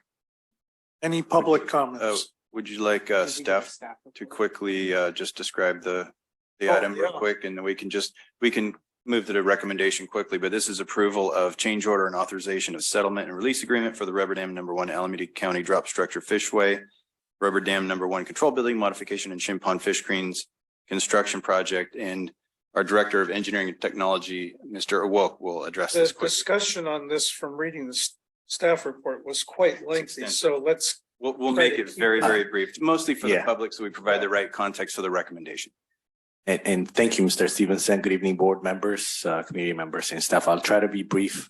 This item is not new to the board. We have brought this item before you for contract award or other changes to the contract. This project, as you know, is a part and parcel of the Lower Alameda Creek Fish Passage Improvements Program that the district has been working on for almost 20 years now. This is the last piece of that program. We started the construction in this project in 2019 for the cost at a cost of about $36 million. Over the course of the project, there's been some changes and disputes between the contractor and the district, given the complexity and the length of the project. Thankfully, we have reached an agreement with the contractor. And before you is a change order number 14 that will close out all the disputed issues, and what remains now at this point is 2 to 3 months worth of work that will be closed out with some minor changes in the contract. With that, I will read the recommendation, staff's recommendation, if you allow me, and take any questions you may have. So Questions from the board? staff's recommendation, if I may read the recommendation real quick. By motion, approve change order number 14 in the amount of $523,564.18 and including granting a time extension of 242 calendar days. And 2, authorize the general manager to enter into a settlement and release agreement that resolves all disputes regarding the project except for remaining out of scope work, and that reduces the standby letter of credit from $1,881,242.97 to $250,000 with Flatiron West Inc., which is the contractor for the Rubber Dam #1, Alameda County Drop Structure Fishway, RD1 Control Building Modifications, and Shin Pond Fish Screens Project, job numbers 21006, 21012, and 21019. Thank you. Thank you, Mr. Awoke. Back to the board. I don't see any comments from Director Akbari. No questions. I just wanted to commend staff on the work that they did to reach this agreement, because I know it was a lot of work. And we had a chance to review it in the engineering committee. So I want to express my appreciation to all the staff. Thank you very much. Yeah, I do commend staff, project engineering manager, Gunther is in the room, but also others, team members have played a big role in getting this to this finish point. I don't see any public hands up and nobody from the audience right now. I will move the staff recommendation and concur with Director Akbari that I know behind the scenes there was a lot of tight situations with the contractor that we had to deal with, and glad to see we got it resolved. And so I make the motion to move forward this item. I'll second. Secretary? Directors Gunther, Aye. Akbari, Aye. Huang, Aye. Weed, Abstain.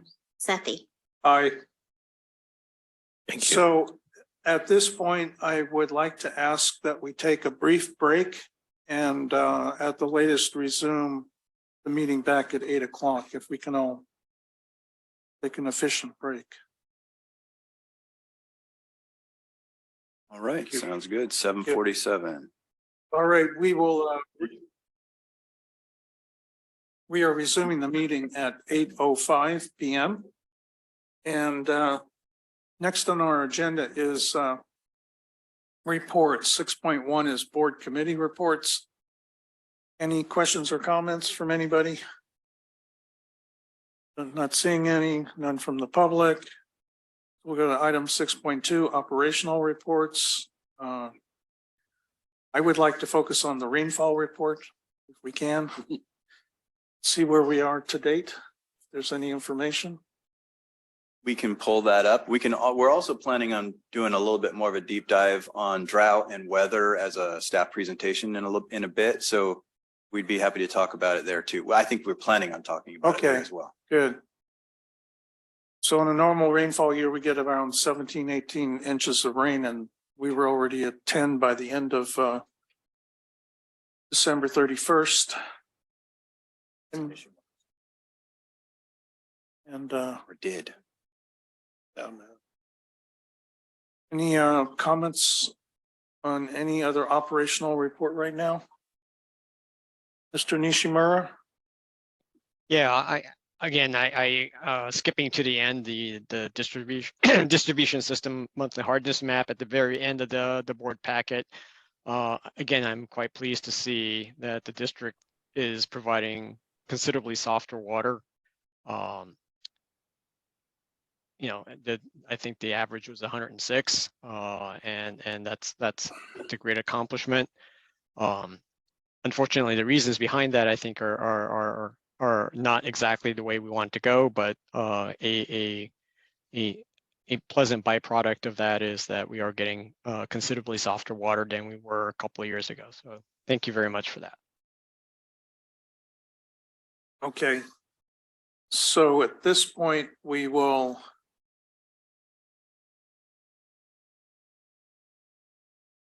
Oh, I did have one other side question here. We had the quarterly groundwater recharge report, which looks real good, but I didn't see anywhere in the board packet the elevation where we were in the aquifer below and above the Hayward Fault. I assume that we're full. We're not quite full yet, and actually, Leonard's going to be giving an update on our drought operations here shortly. And in the meantime, while you're going through other items, I will locate those numbers for you so we have them ready in the Okay, great. when we have our opportunity to do that. So we're going to move on to item 6.3 staff recommendations. And the first one is on the My Smart Water Connect. So I'll turn this over to staff. Yep, that's right. We've been looking forward to sharing this with the board for a long time. It's something we recently released to the public. We've had a lot of activity on this portal recently. And before we get started, I just want to turn it over quickly for some introductory remarks by our Director of Engineering and Technology, Mr. Awok. Thank you, Mr. Stevenson. Once again, good evening, board members, community members, and staff. The district has been working on an advanced metering infrastructure project for several years now, as you might recall. For those not familiar with AMI, we call advanced metering infrastructure also AMI. It is an integrated system of hardware, software, and information management systems to remotely gather water usage data in real time that allows our customers to make informed decisions about their water consumption. The AMI project is one of the largest projects in the district CIP program and is an important investment for the district's future. To date, approximately 25% of the meters have been upgraded to AMI. And I am happy to report that the project has achieved another important milestone with the official deployment of the customer portal, which is commonly referred to as My Smart Water Connect, as the general manager reported. This evening, staff will be making a brief demonstration of the portal and what customers should expect while using or interacting with this portal. This is a project, I must say, that spans multiple divisions in the district. And to that end, the presentation or the demonstration will be made by Mr. Ben Egger, Project Engineering Supervisor, who's standing before you, and Ms. Manveen Barrage, Business Analyst in the Finance and Admin Department, who is on Zoom, who will be running the application for us. We also have our consultants in the room that Mr. Egger will introduce. With that, I'll turn it over to Ben Egger. Thank you.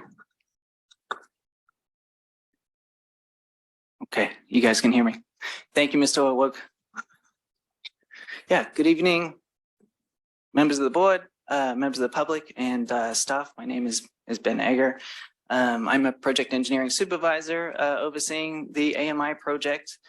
Today, as mentioned, I'll be co-presenting with Manveen Barrage, who's remote. She's our customer service business analyst, who is also supported by Katrina Bates, the customer service and systems manager remotely. Additionally, with us tonight is Mark Jermscheid, project manager with EMA, as well as the ACWD development team with Aaron Christie, Jyoti Kataria, pardon me, and Kevin Dang. Okay, so who are all very excited to share an update on our My Smart Water Connect.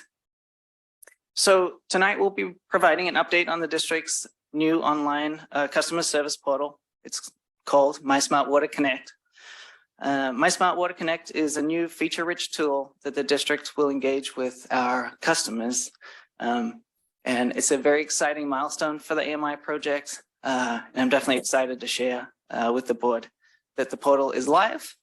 And together with Manveen, we'll provide a bit of a demonstration of the portal. Okay, all right, so a quick outline. We'll review the business driver, the AMI business drivers, and our achievement to date on those business drivers on the project. I'll give a bit of an overview of My Smart Water Connect, and then we'll jump into the main event, which is the demonstration. And then I'll wrap it up with some next steps.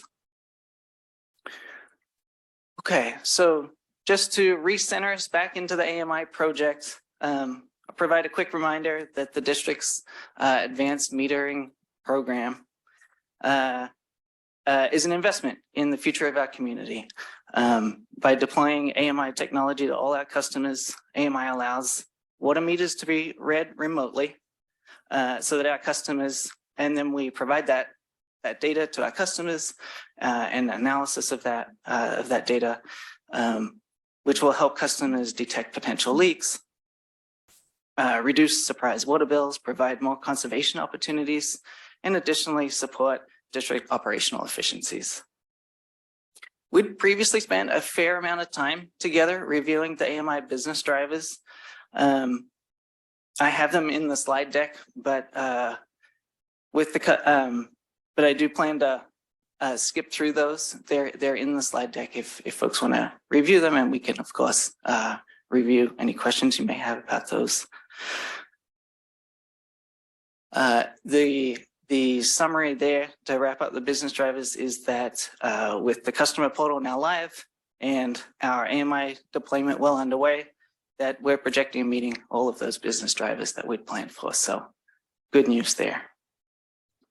Okay, so I'm just going to advance through the next set of slides here. Okay, which brings us to an overview of My Smart Water Connect. So the portal went live on December 7 and is available to all district customers. The web access link you can see up there, portal.acwd.org, and also the Android and iOS app. So the Google app and the Apple app are available to download. Customer migration and payments transition seamlessly at Go Live from our existing EBPP platform over to My Smart Water Connect. And so all 72,000 of those existing EBPP customers now have access to My Smart Water Connect. They do need to, on first login, update their password. And I will say that the My Smart Water Connect works for both AMI customers that have received their AMI upgrade, as well as non-AMI customers that haven't received their upgrade yet. There's still a lot of value that they'll find in there, a lot of features they'll find are of great benefit. Of course, once you receive your AMI meter, you'll start receiving AMI, those customers will start receiving AMI data once the meter's installed, as well as the analytic tools that we can provide over the top of that. But for those customers still waiting to receive their AMI meter, and we are going to get to everyone, it's a full deployment that we have. We did include a map feature in the portal so that they can see when the AMI project will be visiting their location, which is updated with the project schedule. So customers that didn't have EBP access or hadn't signed up, of course, they can register. They're more than welcome to register. It's a fairly simple process to go through and register for My Smart Water Connect. Okay, so as a reminder, SEW, Smart Energy Water, is our portal provider. They provide a flexible and powerful platform that is user-friendly, enhances engagement, and is available across multiple platforms, as I mentioned. Our 72,000 EBP customers just received a level up at their fingertips in the power of our portal and what we can offer. So our customers can now provide can perform a large range of tasks such as billing and payment, but also account management, customer service access, and ways to connect with our customer service team. Also, sign up and review ways to save and conservation programs, as well as analyze their water usage data and view their water usage. It also allows the district to connect with our customers and provide additional and enhanced customer service, provide important notifications. Of course, leak detection and leak notifications is certainly one we've been talking about for a while. And and perform advanced analytics over different customer segments to help customers with their conservation efforts. Okay, so to the main event, to the main show, here's the list of features and areas that we were planning to present tonight to demonstrate. For the sake of time, we will just orient the members of the board and members of the public in some of these areas, but do a deeper dive on ways to save and consumption history. The usage modules. So at this point, we'll just, if you give me a moment, we'll switch screens over to Manveen, who is logged into the portal, and she'll start demonstrating. So Manveen and Katrina Bates have been instrumental, as well as our conservation folks. It really has been a multi-departmental effort to get the AMI project rolled out this far and get our customer portal live. And Manveen has kindly offered to drive tonight while I narrate. To be sensitive of customer information, of course, we'll be presenting a lot of the screens using the UAT version of the portal with test data and stripped down data. There won't be any PII in there.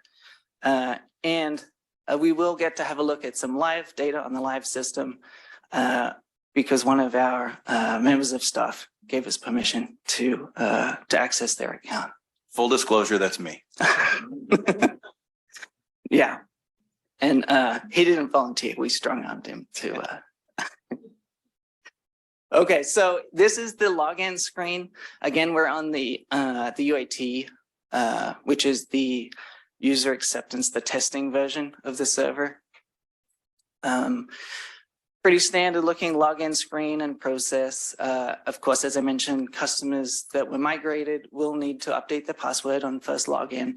We do require strong passwords. We take security seriously. So there is that extra step on first login. But you can also see here that pre-login and off to the side, there are some important and non-logged in services that we can offer customers that may be new to the area or haven't yet signed up and are looking to do some jobs, such as pay their bill, request to turn on service. Maybe they're looking to move into the area, as well as connect with the district.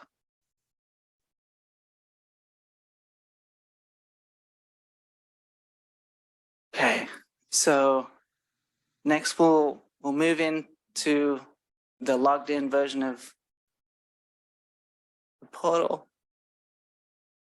And again, as you can see, the data here is stripped down. We'll take a better look at the live home screen. This is the home screen though.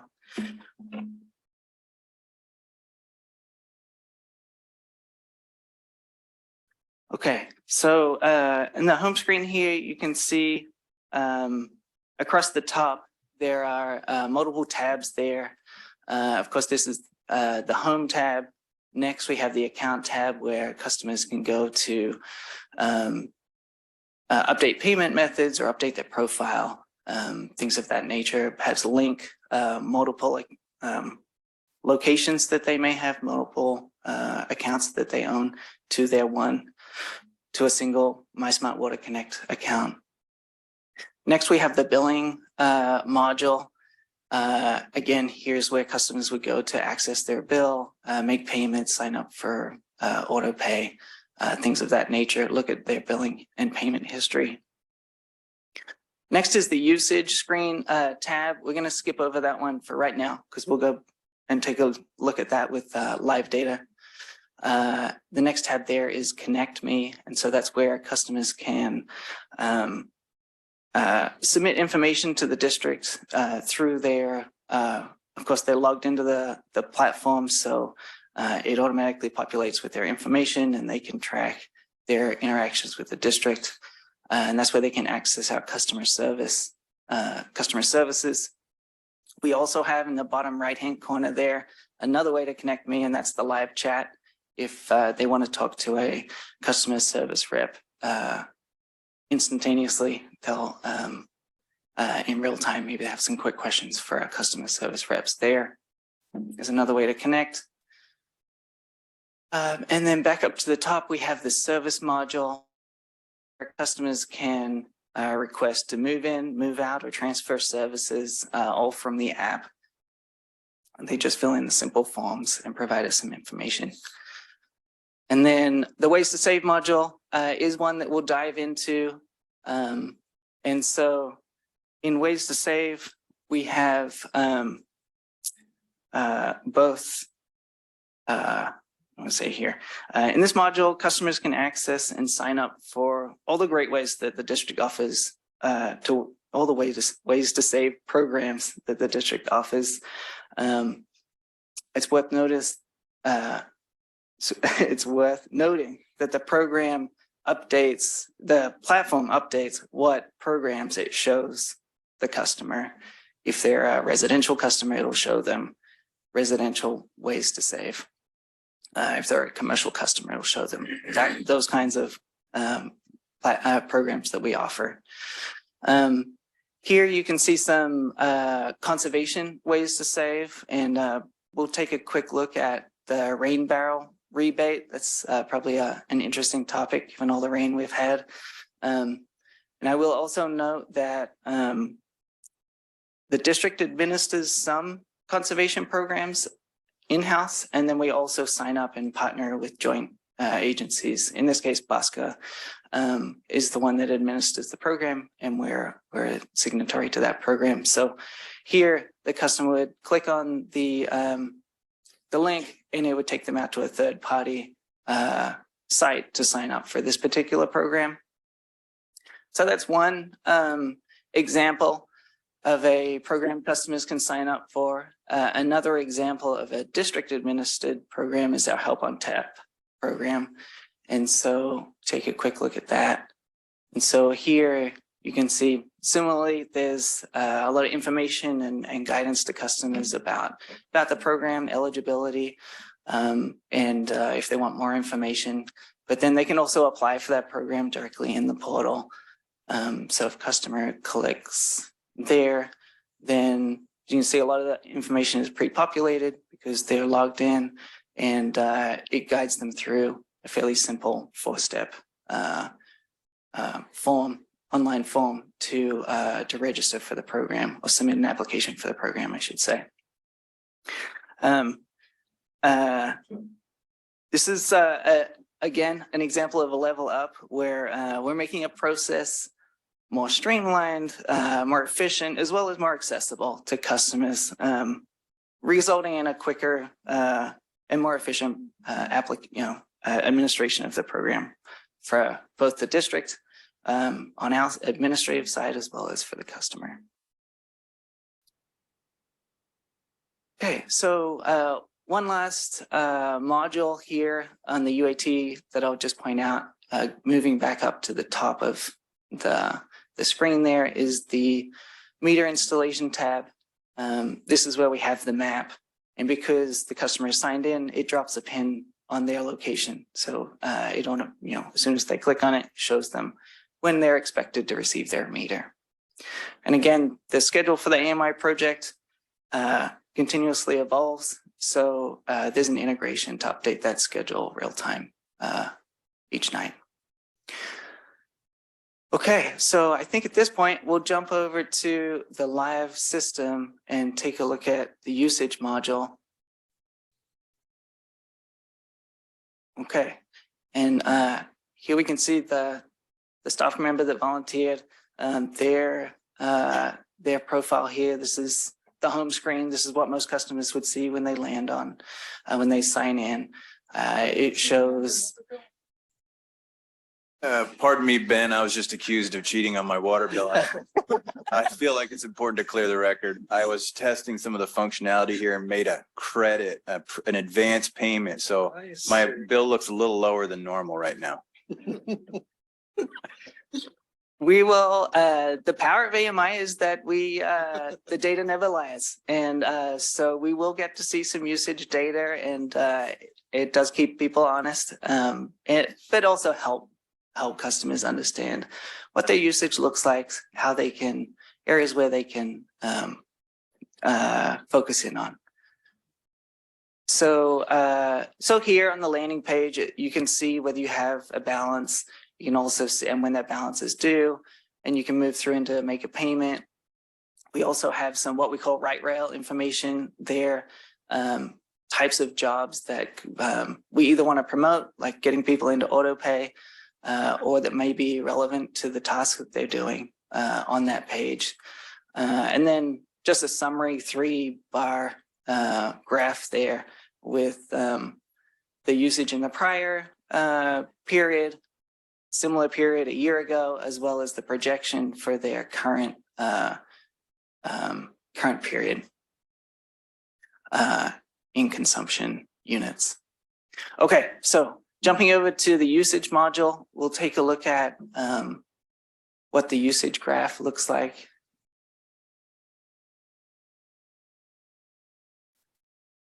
Okay, so so we have 36 months of historical data that we're showing customers here. At the top, there's some summary information for folks that don't want to roll up their sleeves and look at the graph. It shows by monthly average and highest in the year. In the graph, as I mentioned, there's 36 months worth of data, so 6 billing periods per year.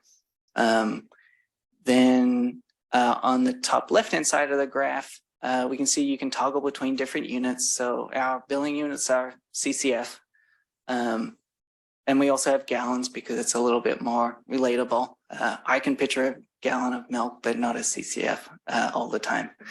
But then also clicking over to the dollar tab, it shows, helps provide some transparency into what the bill is comprised of. So showing the service charge in the light blue at the bottom there, and then the consumption above it is stacked above it. And you can see where for the customer, they're above or below the average, their average usage. On the far right-hand side there, you can also see where we implemented stage rates, the stage rate component on top of, stacked on top of the consumption. Okay, so there was a, this is 36 months. The customer received their AMI upgrade within that period. So if we select their AMI meter, we can see that some additional tabs open up on the right-hand side there. So the previous data was just all billing cycle data, but now they can drill down into daily or even 15-minute interval data to further understand what their consumption pattern looked like.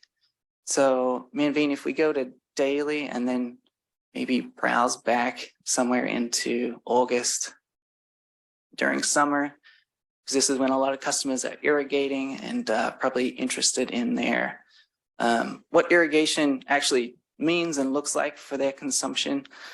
You can see here the customer was irrigating, it looks like once a week, but you can see that on that day, the consumption was a little higher than their regular usage pattern for a regular work week.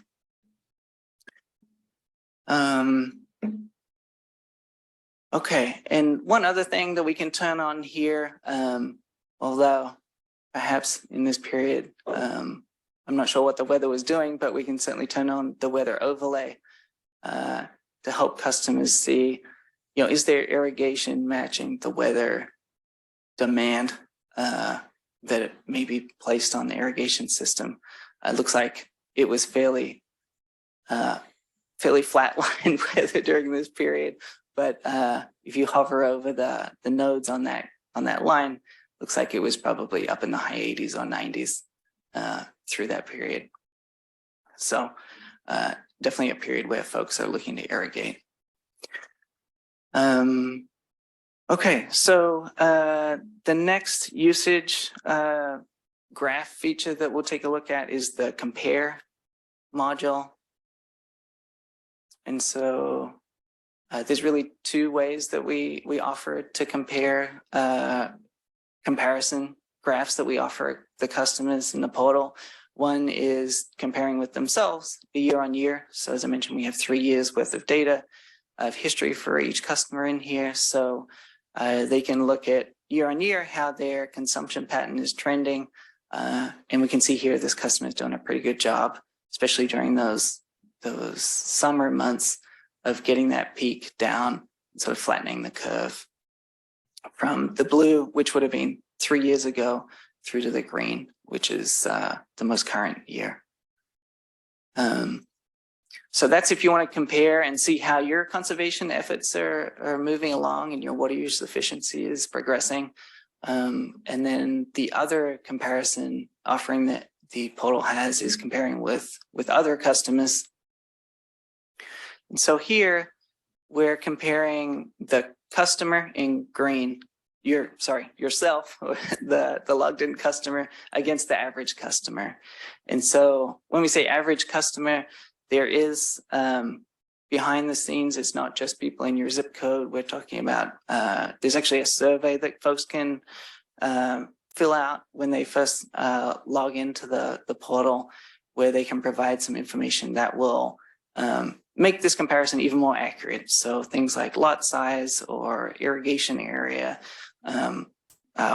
water appliances that they may have, or even the number of people living in the dwelling will all affect things that affect their water usage, but also the comparison. So in that way, we can build a profile of a customer that is more comparable to your profile. So yeah, we can see here this customer is doing a pretty good job keeping below the average similar customer, comparable customer. Okay, so I know that was a little quick and dirty, but that was the demonstration that we were planning to provide. We'll switch back to the slide deck for some closing remarks, and then I'll take some questions.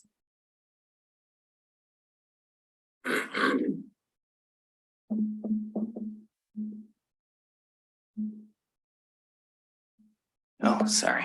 There we go. Okay. So as I mentioned, My Smart Water Connect is live. We definitely look forward to sharing the good news and increasing the outreach. We have the outreach program up and running, and so we are getting the word out there. We certainly look forward to the customer portal supporting our customers' conservation behavior and water use efficiency behavior, but also providing enhanced customer service to customers moving forward. And the good news is that on day one, all of the power of this platform is available to 72,000 customers. It's already with them. I didn't want to distract us halfway through the presentation, but there's a QR code there for folks that may want to download the app. You can put your camera on that, and it'll help you download the app.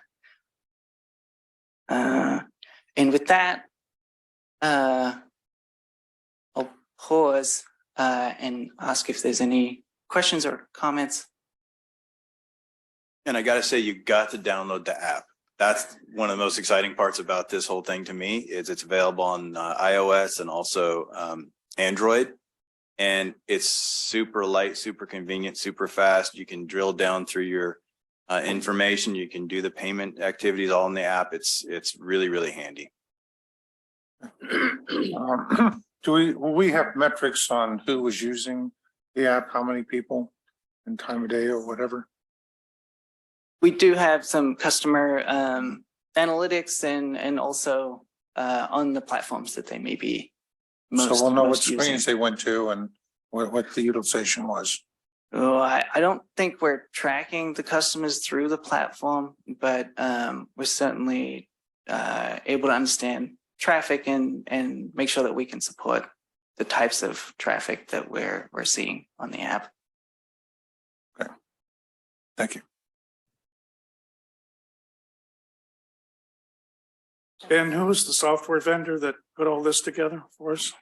Yeah, the software vendor was Smart Energy Water, SCW. They're with us in the room, the developers and the project managers.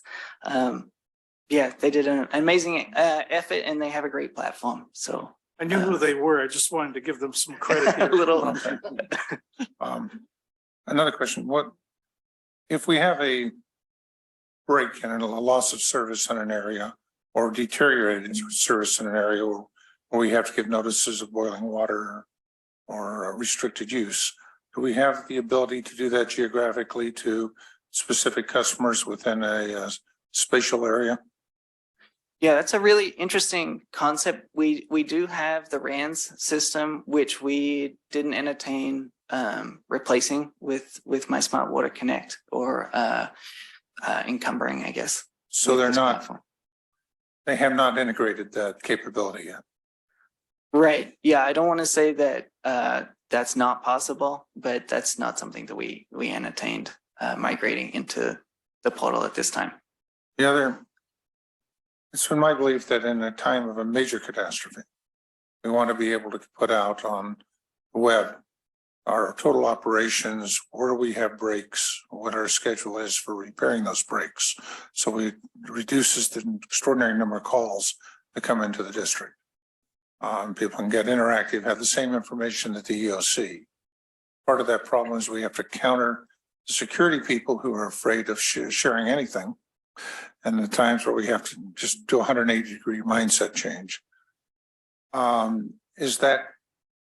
Could that be integrated or made compatible with this system, or would they have to go to a different website? Right. Yeah, I think the focus of the AMI project and the business drivers of the AMI project were, conservation and water usage efficiency support and customer service enhancement. I do know that SCW offers a module like that, an outage module. We didn't. We have a RAN system, and we didn't look to encumber it at this time. If that's something that the board's The interested RAN in. system is already integrated with email and texting and other types of messaging, and we have the ability to push out lots of different messages there. So this system isn't designed to do that. It's not to say that it couldn't be in the future, but right now we have that capability through other systems. And we've used it. In fact, we used it last week for issues related to a main break. Could we put a reference in this system to the other system at times that we have a problem? I would add, there's a banner in the portal that rotates and shows information and news updates, so people can actually get information. Maybe if you want to mention that, but. Yeah, I'm not sure how easy it is to get back to Manveen's screen, but on that home screen, what I forgot to do is have us scroll down a little bit, and you can see that there's a carousel that actually rotates. But they could reference them to the system where they could get the desired information. Right, and we could update that carousel. There's lots of opportunities for that carousel to show different messages. It sort of rotates through different messages. Yeah, and there is integration between this system and RANS in the sense that if we get a customer's email address, for example, through this system, there are periodic updates to the RANS list so that customer contact information migrates over. Thank you. Just want to say thank you. This is really a nifty system. And yes, I did take your suggestion. I just downloaded the app and logged in. Nice. All right, It's actually cool. a lot of fun. So thank you. There's actually a lot of very useful information. I especially appreciate the fact that this is literally a one-stop shopping for some of the more standard things that our customer or tools or access our customers would need. So thank you. Great. I got to share a lot of my feedback in committee. So I'll just reiterate my appreciation to all the work, to everyone who put in the work to get this system up and running. Like Director Huang mentioned, this is very much a kind of a one-stop shop for our customers. And I think we've had a lot of ratepayer feedback that they want this information available to them. We're being as responsive as we can, and I think we've put out a really great system. So I'm excited to see what customer adoption looks like, and I think we'll be able to iterate on the system a little bit based on some of that feedback that we get. But this is a really great first step, and I'm just very thankful for all the work that went in by staff and by the consulting team as well. Yeah, same. I had the opportunity to see this committee and I think it's terrific. I do believe, as we felt during committee, that there might be a shift. This may end up being the way our customers contact the district. You know, the concept of being able to pay your bill. Why do people talk to PG&E? Why do they talk to, you know, the AT&T? Pay your bill. So the concept that this has that in there, I think it's got a lot of potential to push information out to the customer and our residents. So I'm really looking forward to this. Good job by everybody on the team that worked on this. I have one suggestion, which would be to give people an opportunity to fill out a customer survey. You know, like you see on different things, what's your user experience? Would you be willing to fill out a short survey and then keep track of that data over time? Ask some very specific questions, you know, what do you like about this or that? Whatever. But I think there's an opportunity to really do some smart data gathering here. Right.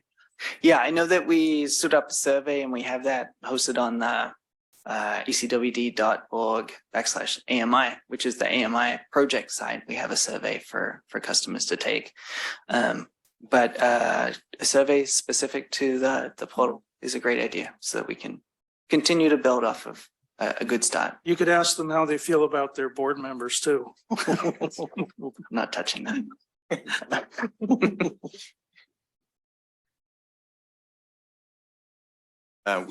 Yeah. Oh. Public comment from Mr. Nishimura. Thank you, President Sethy. Yeah, so I also concur. This is an excellent portal to ACWD. I've been playing with it while the demonstration's been done. I do have one question and one request. The question is on your usage. When I'm looking at my own, the bill include and I switched the units to dollars. It includes the fixed charge, and then when I'm in compare mode and looking in the using dollars as the unit, the fixed charge goes away. And I don't know if that was by design or an inconsistency between the two modes, but it may lead to some confusion because not everybody's going to look at the left-hand y-axis label. The other request is that on the home page, you know, there's that banner on the right-hand side that asks people to sign up for auto pay. And it says that, you know, you may have to go and revalidate it. I just did that. My auto pay information is valid. It says auto pay is on, yet when I return to the home page, I still get that banner. I'm reasonably convinced that the auto pay is working, but it's a little bit disconcerting to have that sitting there for people who have already signed up for auto pay. If there's a way to remove that, it would remove some uncertainty as to whether or not my bill is going to be automatically paid. So those are my two comments that I have. Otherwise, I think this is a definite improvement for the district. Thank you very much. Yeah, good observations, good questions. Yeah, it is. I guess for the auto pay, I will say that the right rail banners is a good opportunity to apply some AI, I guess what they'd call it, to automatically adjust those so that customers that are already signed up for auto pay maybe aren't advertised to sign up for auto pay. Yeah, that might be a 2.0 type update to the system, but duly noted. Ben, do we have any other comments from the team out here that help to put everything together? I'm seeing smiles. So Okay, I'll well, take that. We covered everything we'd planned. all right. Well, thank you to everybody. There's a lot of gratitude on behalf of our board to all of the hard work and effort that you put in. And this definitely is going to make an impact on our customers, and you can see it's 72,000 customers. So what you're doing is very important work. Thank you. All right, thanks a lot, Ben. All right. Team.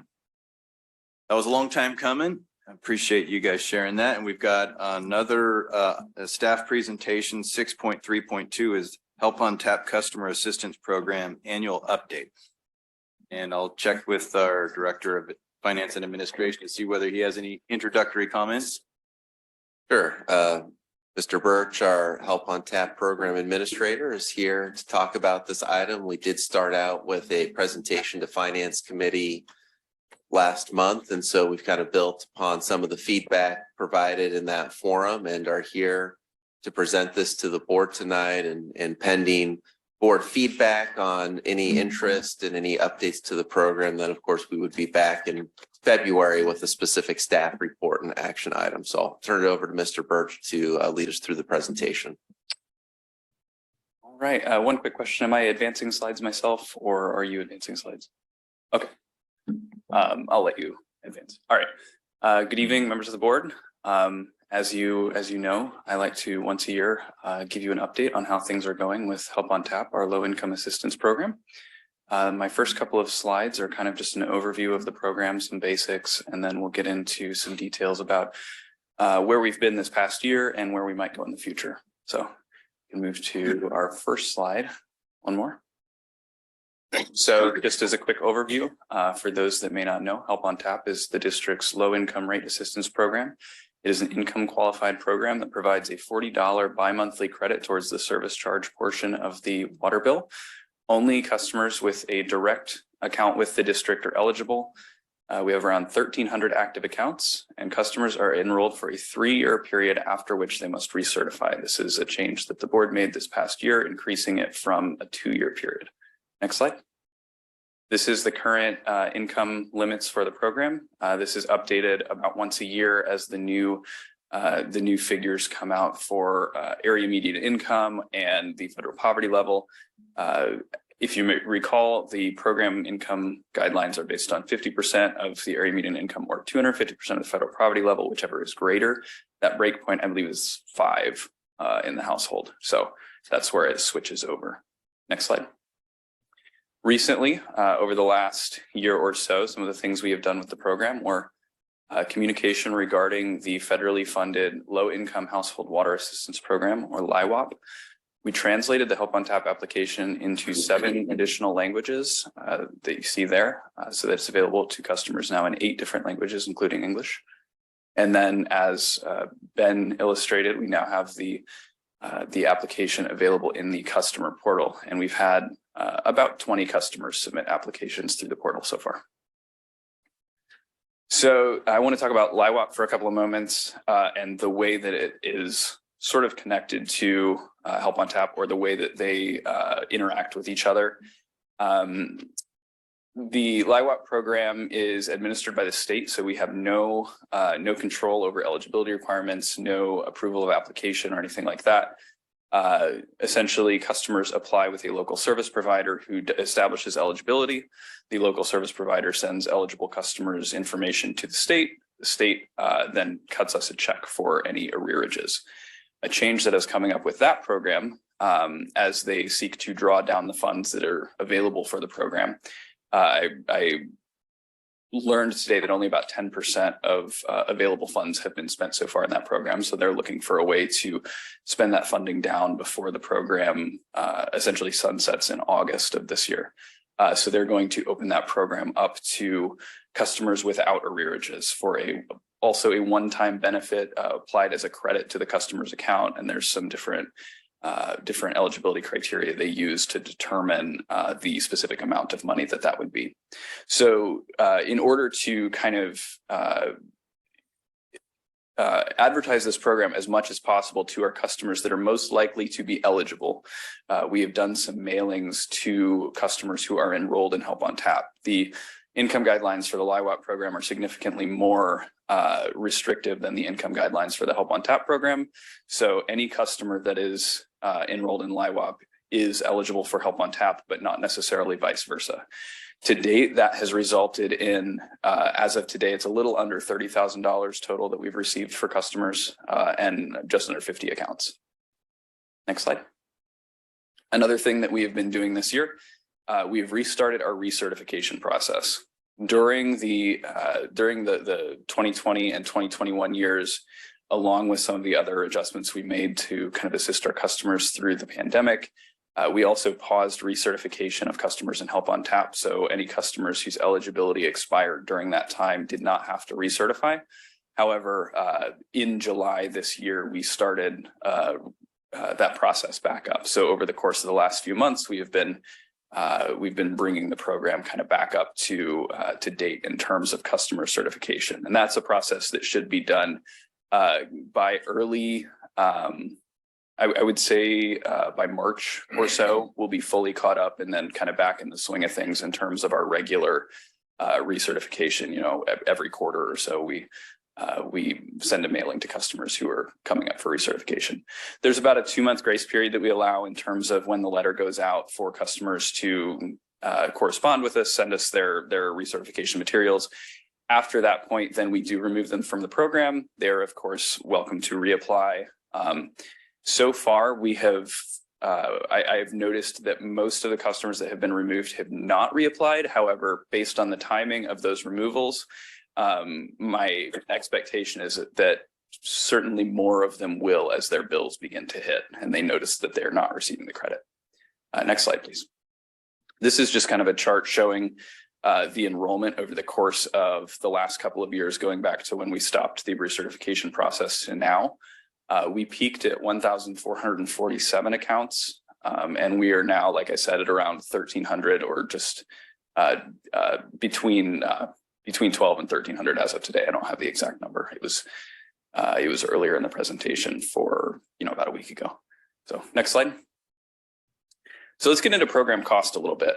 This is another aspect that I like to keep tabs on so that we can have a mind towards where the program can grow and where we are in relation to our budget. So over the last 12 months, we spent roughly $310,000 on the program benefits. It's a little bit difficult, or it has historically been a little bit difficult to tell you what it's going to cost in a given month because customers enroll and de-enroll and there's kind of fluctuation over the course of a month.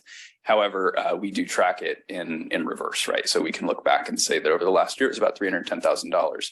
And then we can also look forward and say at certain enrollment levels, what the program is going to cost. So that's what I've illustrated here.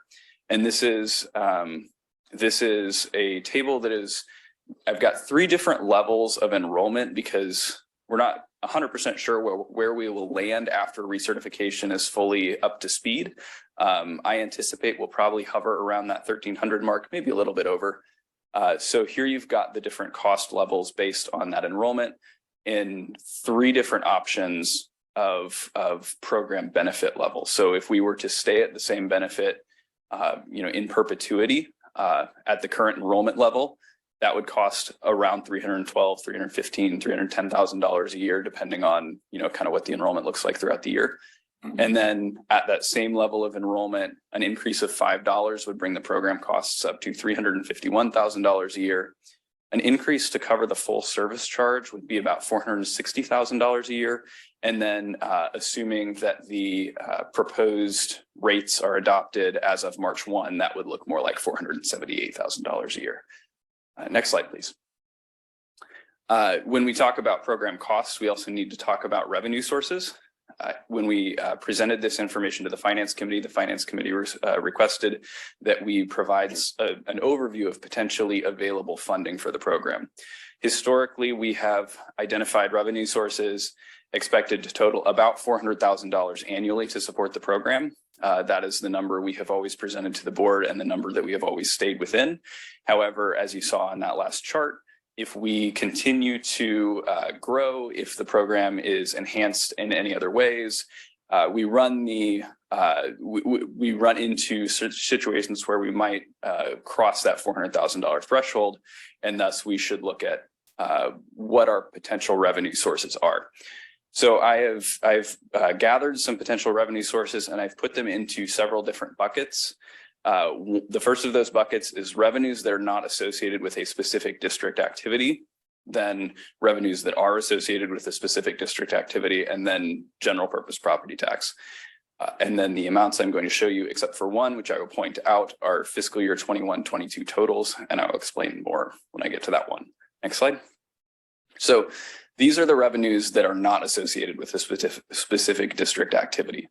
These include lease of physical property, the residential service line insurance that we receive a benefit from the company that administers it, CalCard rebates, sale of fixed assets, and scrap sales.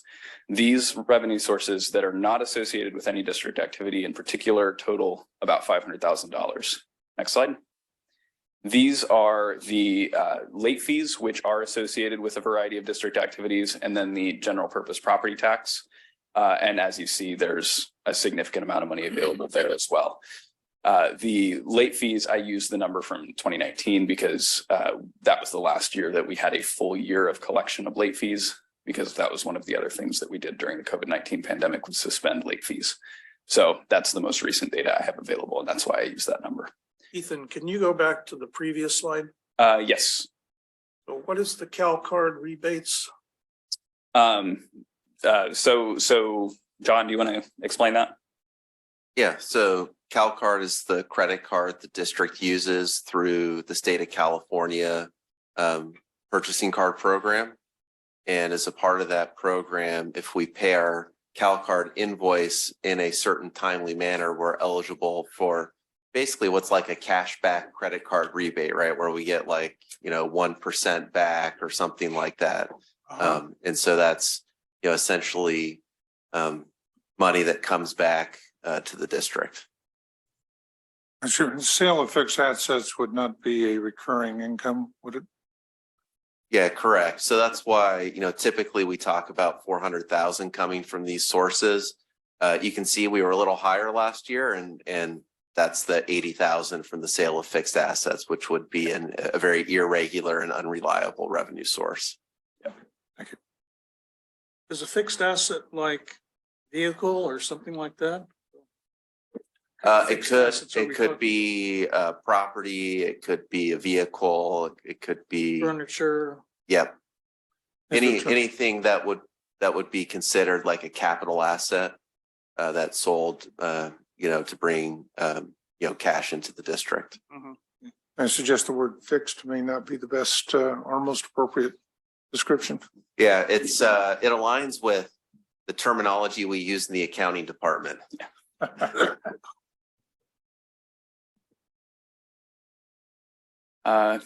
Any other questions before I continue? Okay. Next slide. Yeah. So these are the kind of the other category of revenues that are associated with either an activity or our property taxes. And as you see, the 1% property tax, kind of dwarfs all of the others, but the others are sort of in that same range of, that $400,000 or maybe a little bit more here and there. Next slide, please. So I don't have a specific recommendation for the board. I would like feedback on where the board would like to take this program. And as I see it, there are kind of three main options. However, I've been known to overlook options. So if you have other options, please feel free to suggest them. But my three options for tonight are: one, we can leave the program as it is. We're still in the middle of this recertification process. We don't know what our equilibrium is in terms of total number of enrolled customers. There's an unknown there. So maybe we revisit this at a later date. As I said earlier, probably early second quarter of 2023 is when I expect to finish that process. And then we can revisit it after that. Option number two is a modest increase of $5 to $45 bi-monthly from $40 currently. This stays kind of within that same range of cost that we have looked at in the past. And then the third option, which requires examining some of those other revenue sources, would be to set the program benefit at 100% of the bi-monthly service charge and leave it there, in perpetuity in the future, and allow customers who are enrolled in the program to be billed primarily on their water usage. So those are kind of the three options that I see for tonight, and I would like the board's feedback on what you would like to see more of next month. I'm in favor of number 3. Said that in the past. And do your best to look at the combination of our late fees with some of the other revenue resources, not including property tax revenue. I think a goal of number 3 is certainly a good idea. I would suggest for implementation, what's the approximate time of potential rate increase if we were to go that direction? Yeah, that would be March 1st is typically when rate increases go into effect. And then traditionally changes to help on tap have been aligned with the same timing. So they would also start March 1st. So I'm also in agreement. I'd like to move towards us covering the bi-monthly service charge for the folks who are enrolled in Help on Tap. After the recertification process is complete and we have a better sense of what that equilibrium looks like for the number of customers enrolled in the program, I would be open to also seeing what adjustments we could make on the eligibility criteria. But I do think I would want to wait until the recertification process is complete before we evaluate that, just so we have a better sense of how many folks are currently enrolled with the current eligibility requirements, and then we can kind of understand what options we have for expanding that if we do choose to go down that route. Okay. So I have something that's kind of a combination of all of the above. I'm definitely favor to go to 100% by monthly service charge. I'm actually wondering, is there a way to do this in a phased approach? So basically in March, we'll raise it to $45. And then after we finish the recertification process, once we have better ideas, what's the total amount that we're obligated, then we can move it up to the 100% by monthly service charge. It's just an idea out there because I do have a little bit concern in terms of how many new accounts will be signing up and can we actually afford this? So that's my thought. All right. This is a question. If someone receives the state program, money from the state program, is that deducted from what we would provide them? Or No. would we provide them over and above? Would they get a double payment for? Yeah, so if a customer is enrolled in the Help on Tap program, the benefit comes off before their bill. So they're only in arrearage for the amount exceeding the credit that they received from the program. So does that make sense? So the state program takes precedent. They take that first, and then we would pay anything over and above that would show up on their bill. No, so the first $40 of a customer who is every customer enrolled in the Help on Tap program, the first $40 of their bill is covered. So if a customer moves into arrearages and becomes eligible for the LIWAP program, that is all after our discount has happened.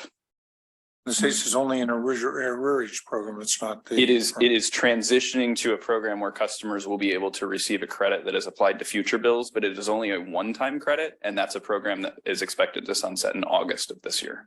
So it was a one-time appropriation from the federal government that was given to all of the states to cover water and wastewater arrearages accrued during the COVID-19 pandemic, but it is eligible beyond that time period also. And then because the state of California in particular is having difficulty giving away all of the money, they're expanding the eligibility criteria to include upcoming bills. Okay, so being in a temporal program, it's would not be worth our trying to restructure. This, and the next question, the state was going to establish something as a statewide program and come up with some guidelines on where does that stand? The state continues to develop thoughts and guidelines and does not seem to be much closer in implementing a program. So those deadlines have come and gone several times. They have drafted studies and presentations and potential guidelines to meet the deadlines, but nothing beyond that has ever happened. No program has ever been created. And so we can revisit it when the state gives us some If and when the state, criteria that we can base it on. yes, correct. I will go with number 3, and then under the current circumstances, it's always been my hope that the district will restructure its rates to properly charge service and commodity cost, to reflect our fixed and variable income. But we're not there yet. And so at this time, I would hope to eventually have a service charge on the property tax bill, so we don't have to worry about it. And then the commodity cost, at less than a half of what people are currently paying, put out there and put in a 0 tier, so we don't have to worry about any of the administrative functions of the program you're currently involved. Until we get a rational rate structure, we'll go with number 3.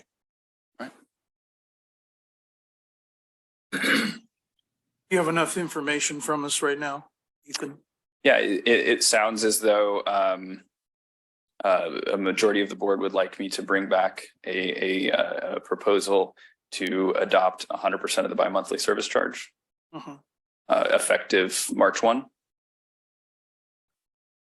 Okay.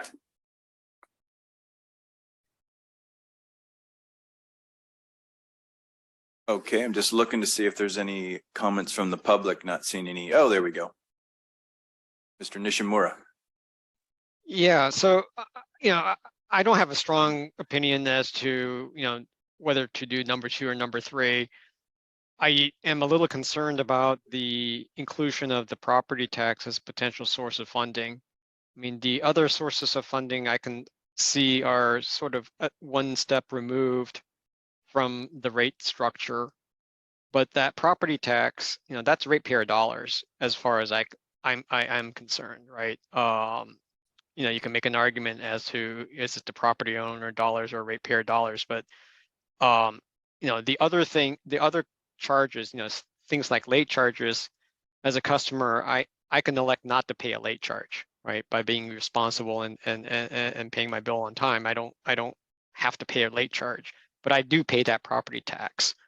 And I expect my property taxes to be used for running the district, right? As part of the revenue stream that the district uses as part of their rate analysis. So that's my only comment that I have is, I would start to question the integrity of the program if property tax dollars were used to fund this. Thanks. And it's important, I would have hoped that we would resolve this after this many years. When we talk about the property tax statement, we're talking about the property tax being used as a bill, being used as a billing mechanism, not using ad valorem funds to pay any bills at all. You're merely using the property tax billing as a billing mechanism in lieu of sending a bill. So the bills are still your normal bill. It's sent to the ratepayer. But rather than receiving it in the mail as a separate bill from the district, they receive it on the property tax statement, and they pay for it when they pay their general, much like they do the Union Sanitary District bills, which are not an ad valorem tax, but it is a utility bill that's paid by each property owner. Yeah, so if I could just add a little, couple of comments. Even at the highest possible enrollment level that was identified in the matrix Mr. Birch presented, between the existing revenue sources that are identified plus the late fee revenue, there are enough funds to provide a benefit at the full amount of the bi-monthly service charge. So there's actually not a need to even kind of dip into other revenue sources such as property taxes. As having said that, though, as a follow-up comment and clarification, yes, that is the general purpose property tax. It is ad valorem property tax that was identified, not the state water override tax, just the ad valorem share. And I would draw a distinction that it is taxpayer funds, not ratepayer funds, because it is a tax paid based on your assessed property value. The size of your water meter or how much water you use has nothing to do with your payment there. It is a tax and not a rate dollar. And I stand partially corrected there because you are talking about using ad valorem taxes. Yes. To pay for this project. Well, I think what I just said is even at the full amount, we wouldn't need to dip into that. You would not tip in. That was Okay, that thank was you. included in the chart presented tonight based on, I think, what we understood the request from committee to be, which was to include that line item. The request from committee wasn't to spend that money on the program, but I think there was a request just to have that amount identified within the And I would presentation. support Mr. Nakamura's statement then that before we dip into that, bring it back to the board. I have some concerns about using ad valorem to cover ratepayer fees. But Thank you. But again, there's sufficient revenue from the other sources identified in the presentation tonight to cover what we've talked about. So we wouldn't actually be going into that revenue source. Thank you. Mr. Burke, I think you have all the information you need from us. Yes, sir. And so we'll move on to the next presentation, which is our drought and recent weather updates. That's right. This is the grand finale this evening from a staff presentation standpoint. And I'll just turn it over to Ms. Heides to introduce the topic. Thank you very much. Staff is really pleased to be here tonight to provide a little bit of a twist on our usual drought update. We're calling it tonight drought and recent weather updates or similar, given the what I can only describe as a wild start to 2023 that we weren't necessarily expecting. This series of atmospheric river storms has been historic and in the news, and a lot of excitement.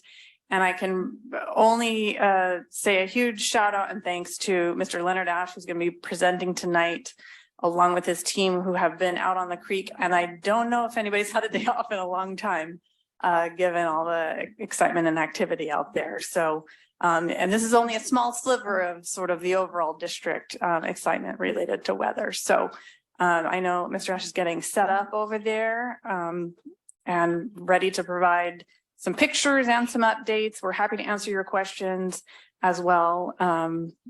And are you ready to go? All right. All right. Thank you, Ms. Heides, and good evening, members of the board, our public guests and staff. It's my pleasure to present the drought and recent weather's update for you tonight. I'm Leonard Ash. I'm the water supply supervisor in the Water Resources Department. I'll start off with the good news, which is the local rainfall. You can see here, this graph was prepared a couple days ago. Currently, we are at 17.8 inches. And as you can see on this graph, the average for a water year is 18.2. So we are getting very close to an average water year already in January. And just for some background, our December total rainfall locally was 7.64 inches. The last week of December, we received 4.2 inches. And our January 1st rainfall was around 4.2 inches. And our January total 7.74 inches. So it's been quite a productive start to the new year. For statewide conditions, currently as of today with the Northern Sierra Precipitation 8 Station Index, we're at 31.3 inches, which is 144% of average for this time of year. And keep in mind, the average annual water year precipitation is 53.2. So we're 59% of our way towards an average water year for total precipitation for these 8 stations that they use as an index. Then if you look on the right for the U.S. Drought Monitor, we covered this in great detail in committee. The Drought Monitor is one indicator of drought conditions, not the only indicator, but primarily geared towards agricultural benefits. The Drought Monitor did issue an update today, so the graph you're seeing here is not the current one. And I'll remind everyone listening that if you go to the website, the URL that's there on the bottom of the graph, you can find the latest map online. And there's also a comparison slider that allows you to compare two different dates to see the difference over time. But I'll just describe the current graphic, even though you can't see it, that the yellow, abnormally dry coloration, is 4.6% of the state. And that's very northern part of the coastal area, and as well as the southeastern corner of the state. The tan color represents moderate drought intensity. Right now, that's 49% of the state, and that includes the western coastal areas as well as most of the Sierra eastward. The orangish brown color is the severe drought intensity, and currently that's 46% of the state, and that covers a C-shaped area extending from the northern border and down through the Central Valley and then back east towards the San Bernardino County. And then only 0.32% of the state is currently in extreme drought intensity, and that's along the central northern border with Oregon. So this shows you the impact that these recent rains have had on soil and stream conditions statewide. And note quickly that none of the state is shown to be out of drought. That is correct. And this is Department of Agriculture? U.S. Department of Agriculture, yes. Thank you. So reservoir conditions for the next slide. Thank you. Is you can see the graph on the left. One of the benefits here is that you see more blue than you saw last month. We do have increased reservoir storage across the state. Currently, Oroville is 49% full, which is 90% of average for where it should be this time of year. Shasta is 44% full, 72% of average. Folsom, 42%, which is 98% of average. Don Pedro, 70%, which is 101% of average. And lastly, San Luis is 41% full, which is 61% of average for this time of year. The current elevation of Lake Oroville is 760.91 feet, which represents a storage of 1.78 million acre feet. Should be interesting to know that on December 30th, there was 1.1357 million acre feet of water in storage. So we see a greater than 644,000 acre feet increase that was captured since December 30th.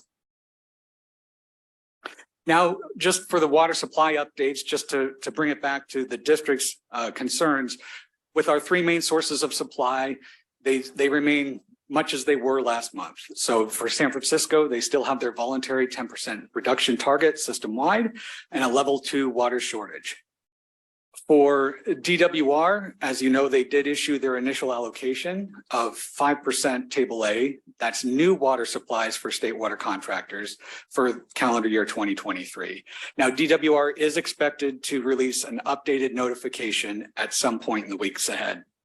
And then for local supplies, we continue to actively manage our groundwater recharge operations. In December, we imported 375 acre feet of water from our state supplies through Vallecito's Channel when conditions were very dry. And with the storms that we had through the month of December, overall, we were able to divert about 3,800 acre feet last month. And Director Sethy, you had the question about our subbasins. For the above Hayward Fault subbasin, our current elevation in that surface water elevation is 39.7 feet. And that's roughly where we were at this point 1 year ago today. So we've pretty much marked time for above Hayward Fault. For below Hayward Fault, we're currently at 12.8 feet. And that does show an increase over where we were this time last year. But 12.8 feet is a modest increase, but it's not great. And I'll get into that in just 1 minute. Now, as you all know, the big event happened on New Year's Eve. That was the big party. And the graph here shows the provisional stream flow data from the U.S. Geological Survey's stream gauge at Niles Canyon. And the graph has provisional data, but you see that the peak on December 31st was over 23,000 cubic feet per second, or CFS, that evening. I also want to point out, since that time, you've seen sustained flows through Niles Canyon, almost consistently above the 1200 CFS that is a limitation for our diversion operations, and most of the time above 2000 CFS. So we've seen sustained high flows in Alameda Creek. Now, for the recent weather updates, I thought I'd let some of the pictures do a lot of the talking for me here. This is a photo from one of our water controllers, Jason Warren, that he took the afternoon of December 31st. And you can see that this is what the Niles staging area looked like around 4:30 in the afternoon. Going back and looking at the stream gauges, this represents about 17,000 CFS, and this was before the peak arrived a little bit later that day. Now, around the same time, downstream, another water controller, David Kim, took this photo. And you'll be forgiven for asking what Bart Weir when I say this is a photo of the Bart Weir. Very high flows going through this portion around Rubber Dam 1 facilities and the Bart Weir. I just quickly want to comment. I was down at the creek with you on December 28th. And the contrast between the environment that day and 3 days later is remarkable. That's right. Yeah.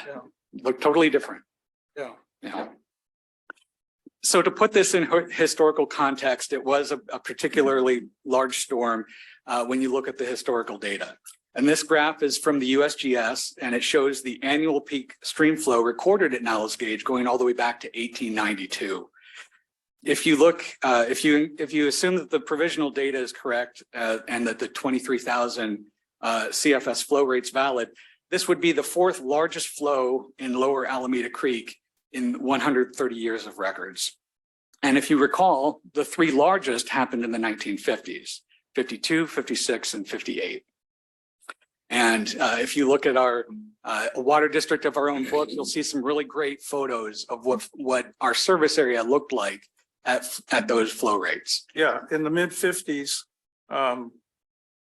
Army Corps of Engineers had not yet rediverted the creek and built the flood control channel. So the famous pictures that we have are of a good part of our community, especially in the Centerville through Union City areas, completely flooded out. And Bill Buhover, who is from Cloverdale Creamery, he still tells the story today. When he was a young boy, he had to go around and deliver milk and eggs and everything, cheese, by boat because they couldn't drive anywhere. So he said for 2 weeks we were just delivering things by boat.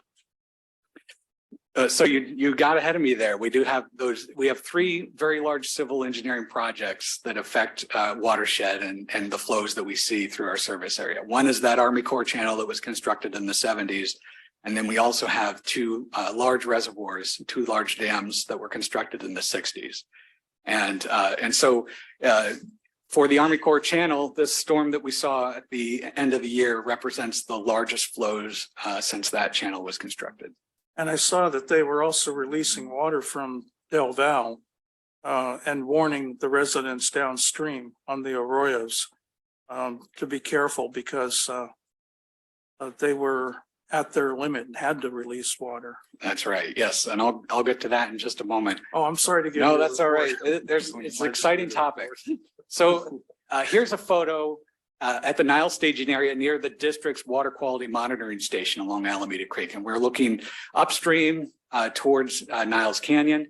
You'll see that the bank that's on the southern side of the creek has been completely denuded of all vegetation, and the bank itself is severely eroded. And this is one of the most affected areas within our service area along along Alameda Creek. And then farther downstream, this is at our RD3 facility. This is what RD3 looked like on the first day of the year. You can see significant sediment is deposited all along the RD3 fish ladder and on the RD3 bladder itself. And just for perspective, I have a photo here on the right, which shows the entrance gates of the fish ladder that are 4.5 feet tall. And you can only see about the top foot of those gates. So there's at least by our estimation, greater than 5 feet of sediment immediately in front of the entrance of the fish ladder. Now we've subsequently had recharge operations adjust the dam to provide some flows to flush away some of that sediment. But we expect that with continued high flows, that'll continue to deposit there. Farther downstream, this is a photo of RD1. We saw less sediment being deposited. And while we were out on the creek, a lot of customers would stop and talk with us, and they were concerned that so much of this water was going to the bay. So I just want to remind everyone who's listening that for our current capabilities of our facilities, we can't inflate our dams when the flows in Alameda Creek are greater than 1,200 CFS. That would damage our rubber bladders. And another condition, even when flows do subside below 1,200 CFS, we want to look at those water quality conditions. So obviously water like this has, the turbidity is too high. There's too much suspended silts and sediment within the water. It's not high enough. The turbidity is too high for us to divert into our offstream ponds. Now this photo here, you can see the debris line along the right bank in the vicinity of the lower fishway at RD1 and the Bart Weir. You'll notice that sections of the fence have been knocked over. And I just wanted to assure the board that these fences performed as they were designed. They're called knockdown fences. They were a requirement of building fences and restrictions within an Army Corps flood control channel. And they have bolts that break away under high force. And so these fences performed exactly as they were designed. And there'll be a relatively quick fix to get those repaired. For this next photo, I want to shift our attention farther up in the watershed. Here's an aerial photo from the Department of Water Resources. And you can see here the glory hole spillway. And that's the method of water when it gets too high behind the dam for water to be evacuated from the reservoir. That spillway is at an elevation of 745 feet.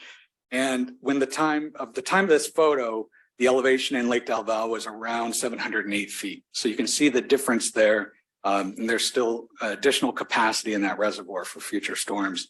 The other thing I wanted to mention, right now, Lake Del Valle is around 718 feet in elevation, which represents 52,209 acre feet of storage. And that's an increase of 16,796 acre feet since December 30th. So the DWR captured quite a bit of inflow, and they are taking advantage when there's an opportunity now, breaking the weather to release water per their flood control schedule. The visitor center is at 720 feet? 720 feet. So they were very close, a couple of feet away from beginning to inundate the flood. Had they sacrificed the visitor center, we might be able to store another 40,000 acre feet of water? So the Department of Water Resources at this point has to manage the reservoir per the flood control schedule and under the direction of Army Corps of Engineers. So obviously concern for property is one of the many factors, but they are trying to manage that reservoir for flood Given control. the extraordinary amount of damage potential downstream, the loss for the third time of a visitor center, which is continually rebuilt in a floodplain, might be a lesson learned. I think there are many lessons learned, and we're continuing to learn them through this experience. I do want to flip to this next aerial photo again from DWR. This shows the downstream face of the dam as well as the release point where they are releasing water from the dam. So they had been releasing up to 2,000 cubic feet per second. And as of today, they've increased that to 3,000 cubic feet per second. And that's a very high flow rate, obviously done with a great deal of consideration for downstream stakeholders. And DWR is holding daily briefings with affected stakeholders to notify them of their planned release schedule. This next slide shows the Bart Weir, and this is about 7,000 cubic feet per second of flows in Alameda Creek on January 9th. And again, thinking of that poem from Samuel Taylor Coleridge that says, "Water, water everywhere, nor any drop to drink." And here's another indication of continued high flows in the creek, and we just are not able to capture that, divert that for groundwater recharge just yet. Another view here, this one's looking farther downstream at our lower Fishway, which is completely inundated at 7,000 CFS. And so for our water supply recharge operations, we're in a wait and hold approach right now. We're watching. We continue to check in with the upstream reservoirs, and we expect, because of their current elevations, that they will have to make releases for quite a bit of time, even after the next forecast string of storms makes their way through our area. And so currently Niles is at 3,720 cubic feet per second, with that additional 1,000 CFS coming down from DWR's latest increase in their releases. And now for the next slide, I'd like to shift over to our customer demands. Again, a very good news story here that our customers are continued their sustained response to enact those demand management actions and keep demands low. And this is what's expected in the winter months, that this would drop off. And hopefully our customers can sustain that while the declaration remains in place. For this next slide, just a precipitation outlook. For the La Nina conditions, they're still currently present. However, the forecasts are showing a greater increase of chances that the Pacific temperature conditions that cause La Nina, that will shift, and that will move more to neutral conditions, neither the La Nina, which tends to be drier, but also very unpredictable, and the El Nino, which tends to be very wet. So transitioning into those neutral conditions sometime in the February to April range. And during this transition, just a heads up that it's also, our state climatologist reiterates that it's also time of variability. So while I said before, and I'll say it again, those atmospheric river events can be very determinative. And right now it's a little too much of a good thing. Now, the question will come up, obviously, is the drought over? And the short answer is it's too early to tell. If you look at local and statewide conditions, obviously these rainfalls have helped, but it is too soon to look at our entire portfolio and understand how it all sorts out.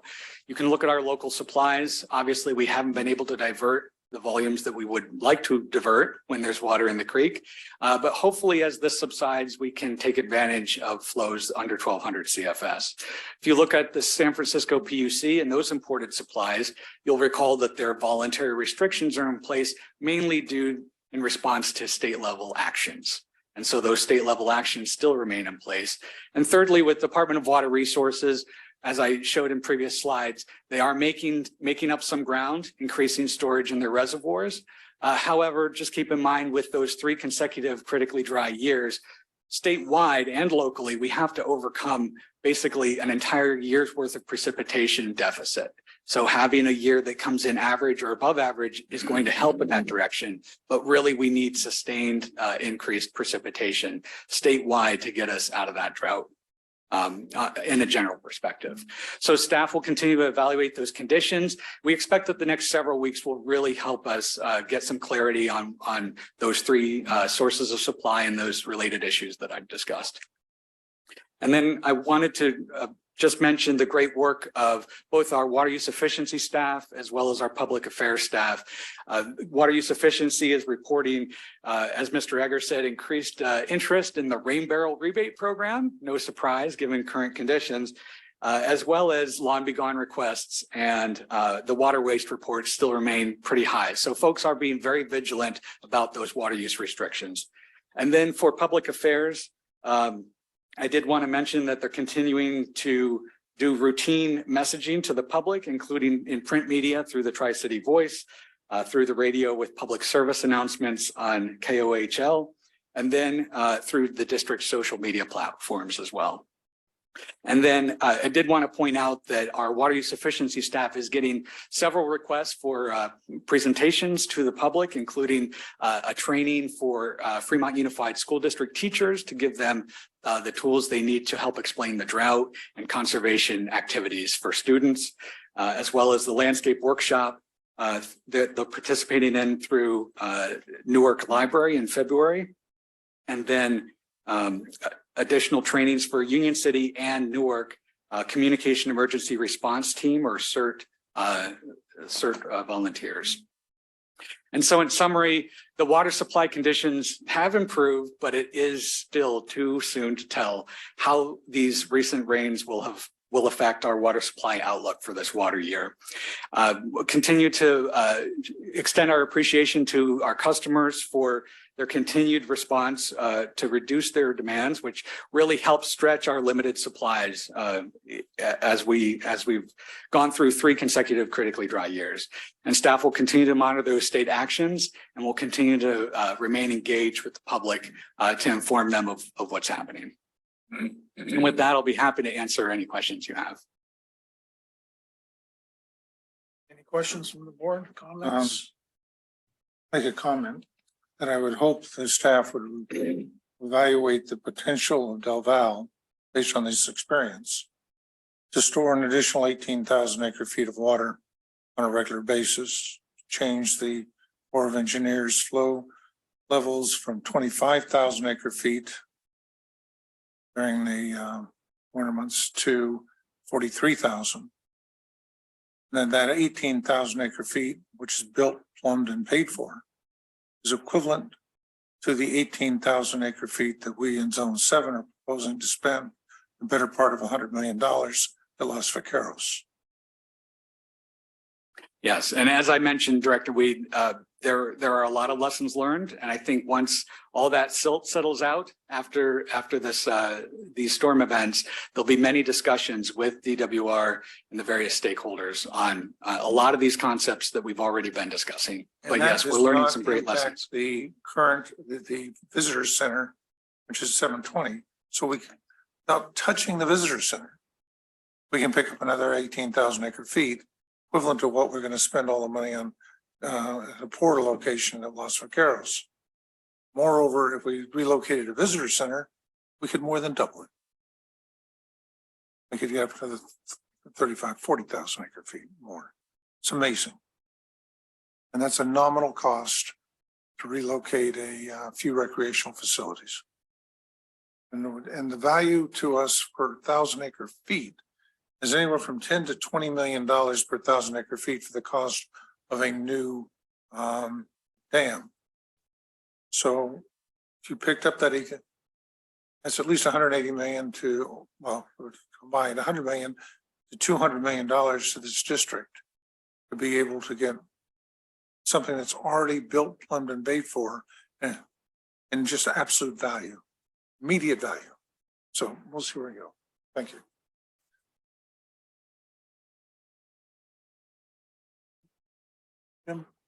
Happy to see Leonard smiling. One question I would like to maybe have you look into for an answer down the road is, you see all the turbidity in the water that's going into Lake Del Val, and I'm kind of curious as to the amount of silt that's building up at the bottom of the reservoir, how much water loss is attributed to all that silt buildup, and what are plans to maybe dredge the bottom of the reservoir? Thank you, Director Sethy. Staff will look into that and we'll report back. We don't have the same problem at Los Vaqueros because we're taking reasonably clean water out of the Delta. So you're not getting that dirty water, running into the reservoir.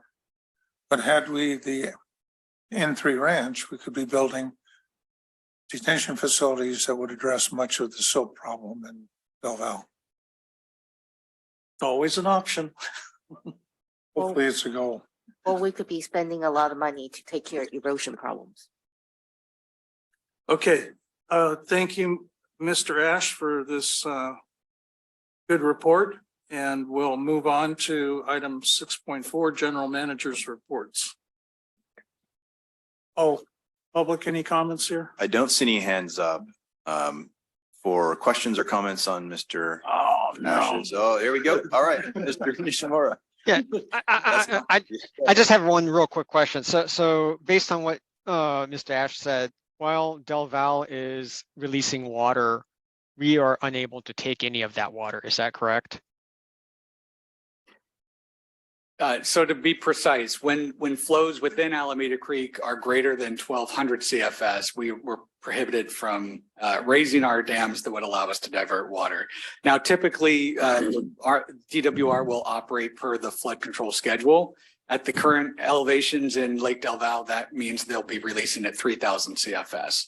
As the lake level goes down, they may decrease that. Again, it's all prescribed in the flood control schedule. We expect that would be 2,000 CFS, but again, those are also too high for us to begin our recharge operations. So we'll just have to wait until the reservoir is down within its conservation pool before we can resume our operations. And DWR is working with NOAA and the Army Corps of Engineers. When Army Corps of Engineers comes up with that schedule, they're looking at the forecast for what the Niles gauge is. Part of that flood control schedule ensures that certain thresholds are not exceeded at Niles gauge. And so really, when the storms subside, then the releases begin, and then the releases stop right before the next storm comes in. So it seems like those windows for us to be able to raise our dams are very small.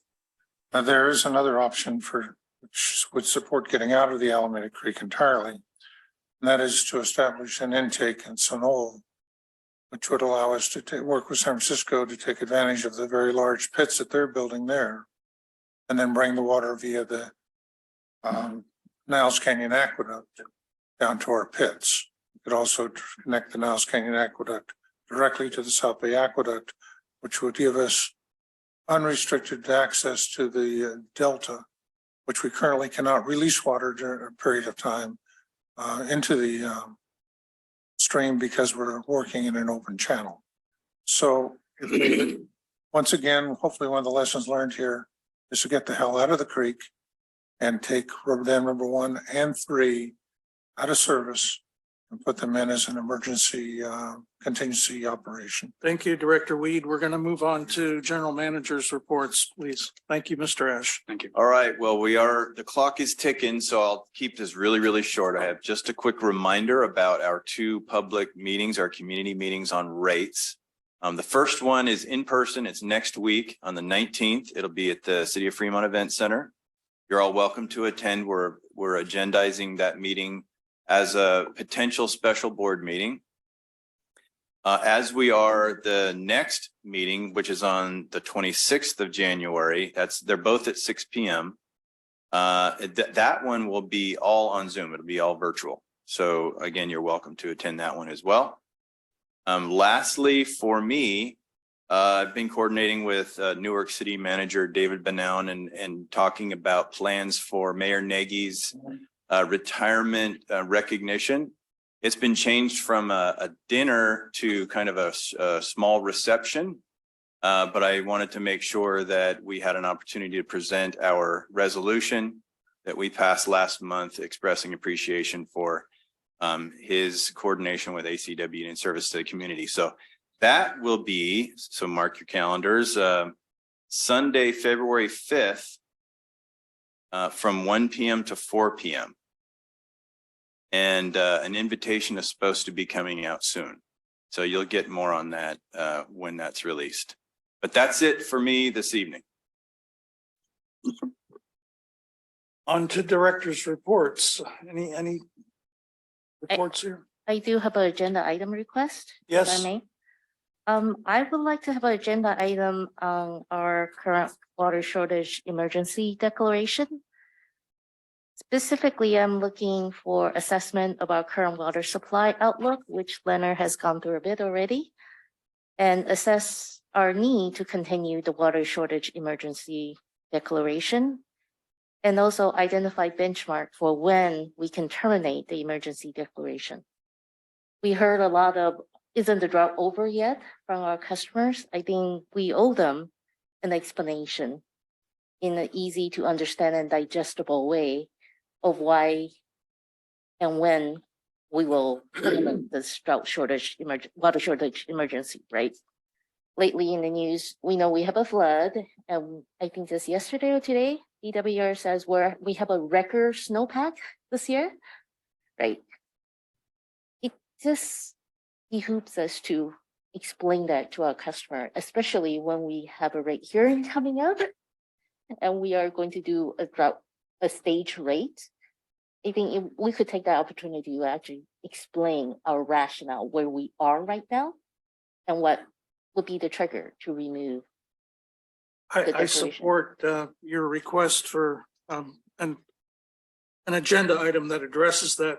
But let me just go back to when we exited the last drought. We did it after the governor retracted Right. the declaration, emergency declaration. That was the trigger. And then we followed through, I think, within less than a month.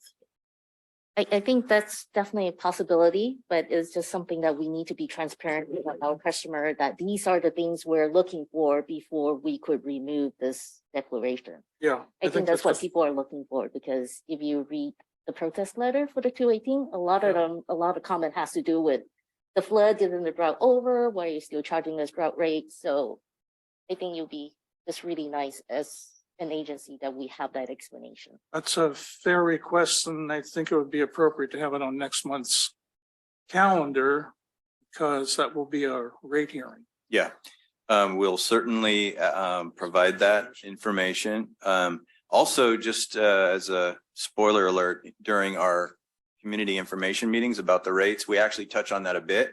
We're not going to go into it on lots of detail. There are nuances having to do with the executive order and other things that are in place and potential paths for changing, but we did address that to at least a bit. So folks have a general understanding of what that looks like. So yeah, we will be happy to do that. Thank you. So back to Director Weed, any comments or requests? First, a quick follow on the drought surcharge can be independent of a drought declaration. So we have the ability to do that somewhat separately. It's really a function of revenues based on the level of conservation. Wait, I thought, clarification, I thought our stage rate was triggered by the water shortage emergency declaration. So So, go ahead. yeah, so we must be in a declared water shortage emergency to impose it. But being in a declared water shortage emergency does not require us to impose it. Perfect. Right, the board took separate action to go Okay. ahead and implement those, and we can change that if the board wishes. So next, Alameda County Special Districts Association had a meeting yesterday, Zoom. They have their annual dinner is being reestablished for March 20th, which is a Monday, up in Castro Valley Golf Course. And each district is going to be requested to have a gift basket. Aqua East is open for registration. That will be February 28th to March 2nd in Washington, D.C.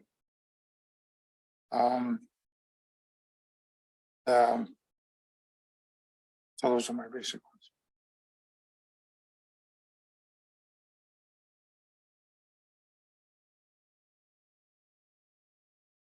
I don't have anything that I can think of to report either. So if there's nothing further from the staff right now, we will adjourn the meeting. Is that okay? That's good. We're Okay. fine with that. At 9:50.